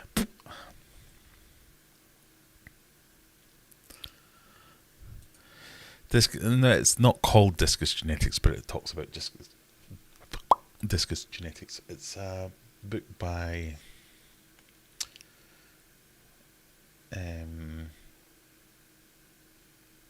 the breeder of the Malaysian breeder of the discus that I kept, whose name has just gone out of my head. Martin Ung. It talks about the ones that he's got, but it talks about the history and where they came from and how they were developed, and it's really quite interesting. Stinker originates from Asian, I think. There's a bit of an ongoing debate to that, but yeah, they're domestic, let's just call it that. Stinker is just another line of domestic discus.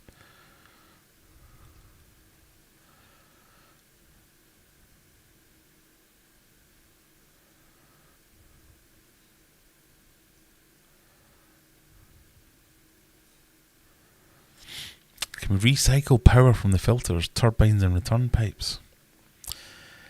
Now you've got me thinking, because I want to have some kind of like overflow and waterfall type thing.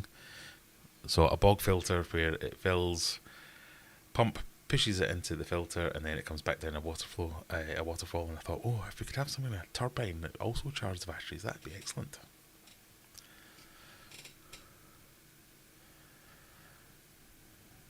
Hydrophobic pipes. Oh, I saw something about that earlier today as well. But yeah, I need to look into that more. The batteries are so... Yeah, so this battery I bought, let's see, what is it? Quite a cheap one. Because, like I say, I'm only trying to see whether the concept works. Your orders. And I got it all off Amazon because I'm lazy. Yeah, so I got an 8 amp hour battery. But it was one of the cheapest going, and it was still 60 quid. And that will probably run my pumps for, I think I worked out about 4 hours off battery alone. So yeah, but I can always expand on them, so you can just wire them up in series and keep going.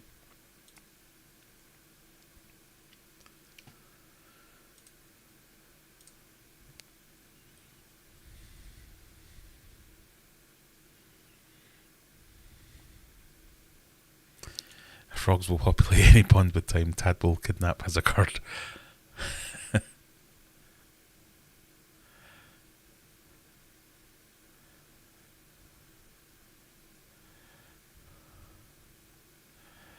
I think the industry thinks they know the hobby when they don't. If they won't look into the science, how can they look at the hobby? Customers aren't asking for change. Am I missing something?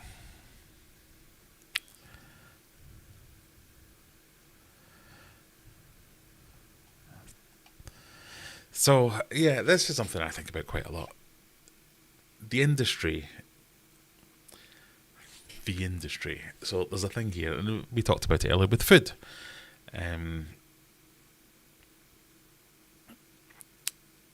Even if customers are asking for change, the industry is so heavily invested in the things that they've done. So they've set up the machining, they've set up the lines of service, their lines of order, they've set up their manufacturing, they've set up their advertising, their printing, all their collateral to get their thing. So their purple, whatever it is, a purple widget, whatever it might be that they're selling, the amount of effort it'll take them to change that into something else, until everyone is asking them to do it, or someone is forcing them to do it, there's just no incentive for them to do it. They just won't. And it's the same in any industry. They just won't do it because it's too expensive. So the thing about fish food, so yeah, these algae wafers don't have any algae in them. They don't care. People are still buying them. Even when people don't buy them, they'll change the cheapest way. They'll change the label rather than anything else. They won't change the food because that's expensive to make. So it really annoys me that sometimes. But anything that gets big commercial, like same with the water companies that we were talking about earlier, they're just so ingrained in their own way, and you get used to making a certain level of profit that it becomes the standard, and you can't undo it again.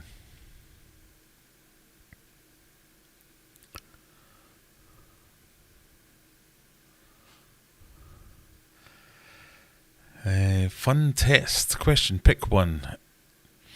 NLS Algimax wafer versus Hikari wafer. Which would you feed, a pleco or a Corydoras? I don't know either of them really. That's what I was trying to say earlier. My algae wafers aren't industry leading examples of how to make a fish food.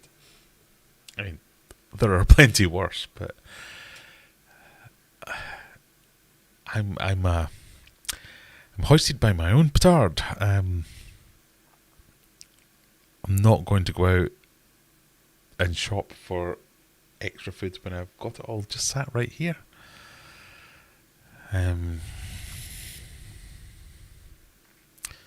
It's a difficult one. I mean, Hikari, I generally don't like Hikari foods, but some of them I do. So I especially like the Hikari Massivore pellets, almost exclusively because they measure it in amount of goldfish. One pellet is 1.8 goldfish. I like the Massivore pellets. I quite like the Hikari Cichlid Gold. I quite like the Vibrobites by Hikari. But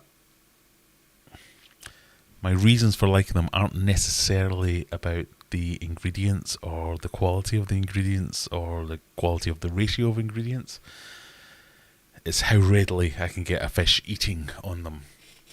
So a lot of the other Hikari products I've got no time for and don't use, but purely because I've never had to try.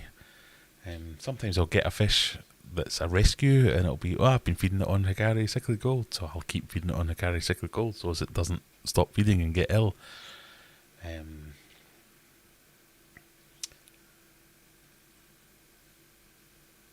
it's difficult to say I like one brand over another, because sometimes it's not about that. It's just about what a fish is used to, and can you be bothered to spend the time getting it onto the new fish? And so, not even bothered. It's a risk spending time getting a fish onto a new type of food. I often talk about when you're buying discus, ask the guy to give you some of the food that you're feeding, because although discus aren't as finicky as many people make out, they are a bit finicky. And if you move a fish from, if you go down to, I don't know, drive a couple 100 miles, buy a bunch of discus and drive back again, the process of them being caught, bagged, living in a box for a few hours, unbagged, acclimatised, and put into a new tank, they're like, what the, well, not having this at all. And then you give them a different food that they don't know as food. No, you have to kind of stick with what they want for a while.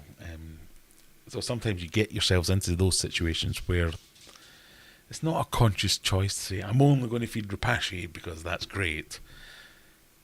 It might be great, but it might take you a while to get your fish onto that rapashi. And this just sounds like an excuse sometimes, because I know it's more nuanced than that, and it's not quite as straightforward.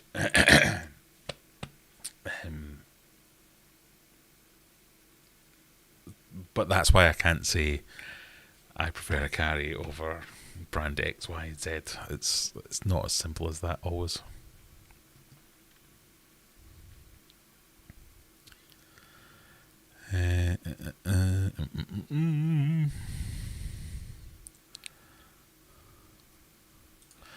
Dr. Something offers the same ingredients as everyone else. Is that the Dr. Basilier thing? You will not leave me alone, that man. And again, loads of people are pushing, so I don't know if that is who you mean at all, but loads of people are pushing the Dr. Basilier stuff because he's offering them like free stuff, but sometimes it's because their fish are eating it, they're loving it, and they're happy. Just because something isn't the best doesn't mean it's terrible. I guess that's the quick way of saying what I'm trying to say.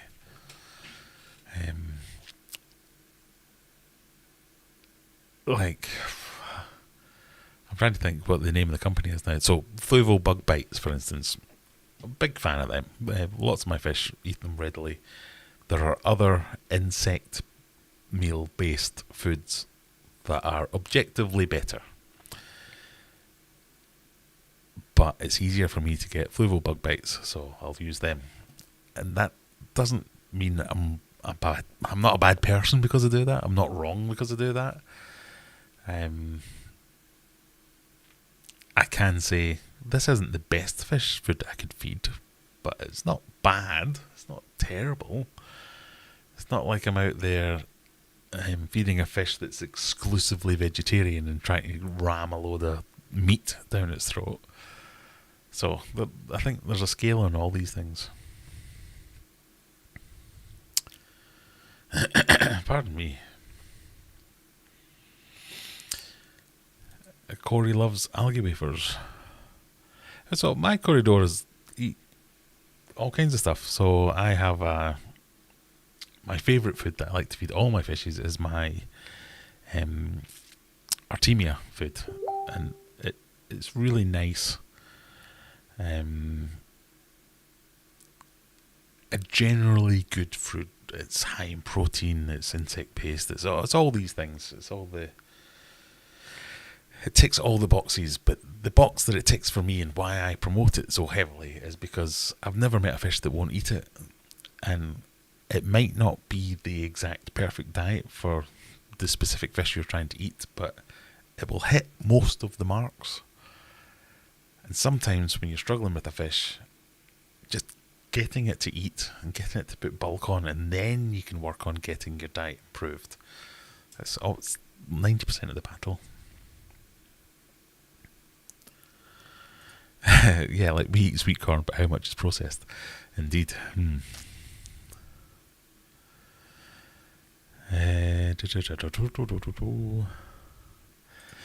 Humans love, so that's a good example. Humans love McDonald's, and then the next breath of that statement is, and McDonald's is terrible. But is McDonald's terrible?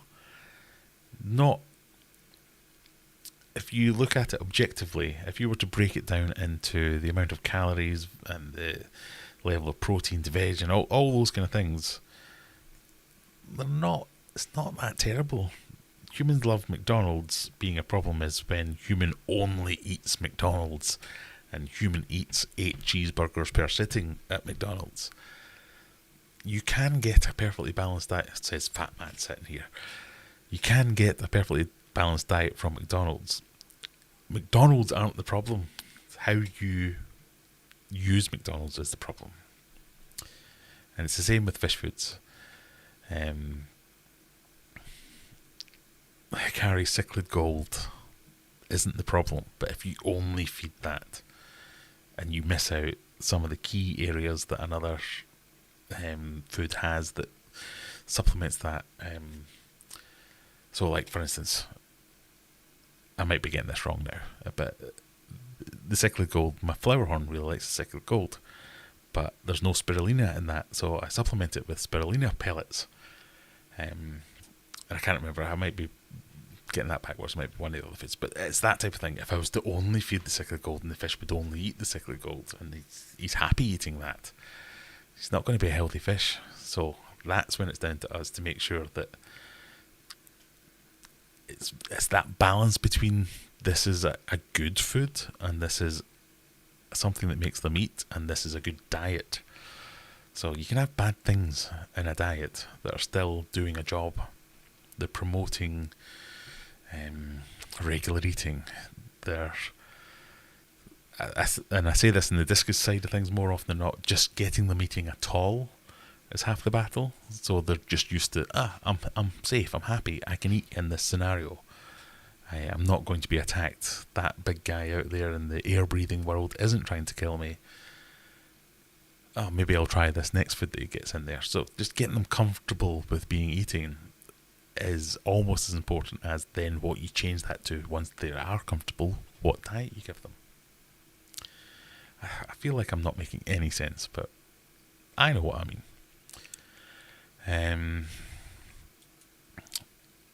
Vibrobites are good for weaning fish up. Exactly, yeah, I used that with pea puffers quite a lot.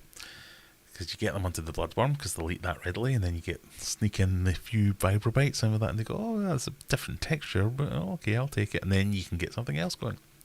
All these good things.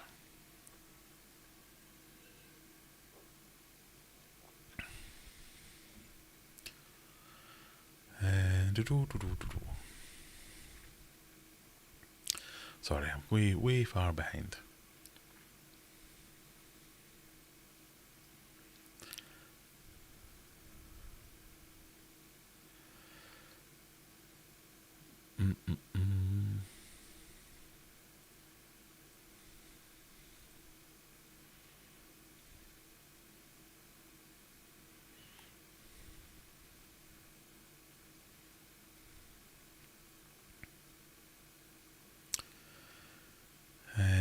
Dr. Basilier's same diet for every diet apart from like 1 and 3 ingredients. Yeah.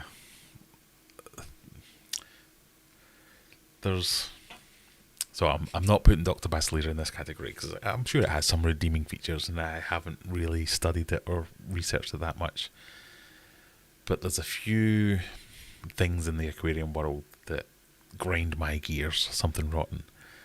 And they're these pseudoscience, like there's a website called aquariumscience.org, and it just wants me, I find myself on a regular basis wanting to hack it just to bring it down because there's so little science in there.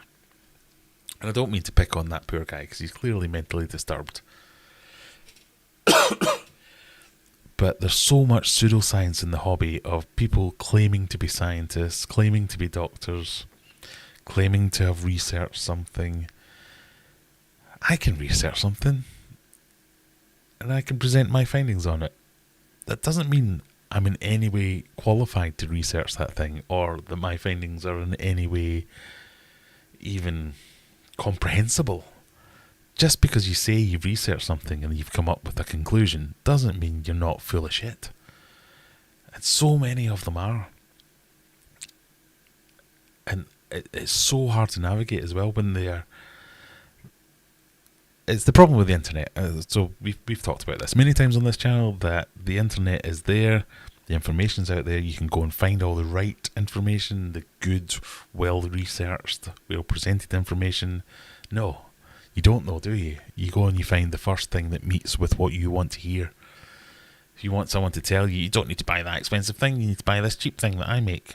Alright, I'll buy that thing. You don't need to do water changes? Alright, I won't do them. And it's like a self-fulfilling prophecy, because the people find these nonsense things, and algorithms promote the nonsense things, and then you just end up with them getting pushed higher and higher up the food chain. Does my box in, shall I say. But other than that,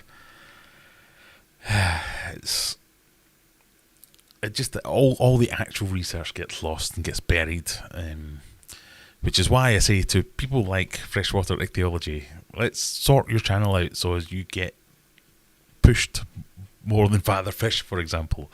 We need to promote and celebrate all the good work that's being done there, all the good information that's being provided, all the questions that are being asked, because a lot of the pseudoscience sites, they're not asking questions, they're not interested in questions, they're interested in pushing, 9 times out of 10, interested in pushing a product, pushing a drama, it's all about engagements. You have to remember, is this controversial? Well, I should really be a little bit more critical of it if it's controversial, because if it's controversial, algorithms will be pushing it because it gets more engagement. It's a strange thing. Anyway, I'm talking nonsense, and I'm talking nonsense. 10 minutes past 11 o'clock. So I think we'll start to draw things to a close. I'd like to thank everyone for joining me. I hope you haven't been put off by my ranting and general moaning. That's kind of a theme. I'm sure there are people streaming now that you can go and watch that know more than I do about everything. I would be really pleased if everyone that's left would go and look at In the Bag UK Tropical Fish. Give them a subscribe, it doesn't cost anything. Go and watch a couple of videos, it doesn't hurt. When there are people out there that are trying their best to do good things, it deserves a little bit of recognition. So go and give them a subscribe, a follow, comment on a video. Let's see if we can get their algorithm kick-started. But thank you for joining me, everyone. I hope you had a fairly enjoyable evening, maybe even learned something, and we'll see you in the next one. Bye!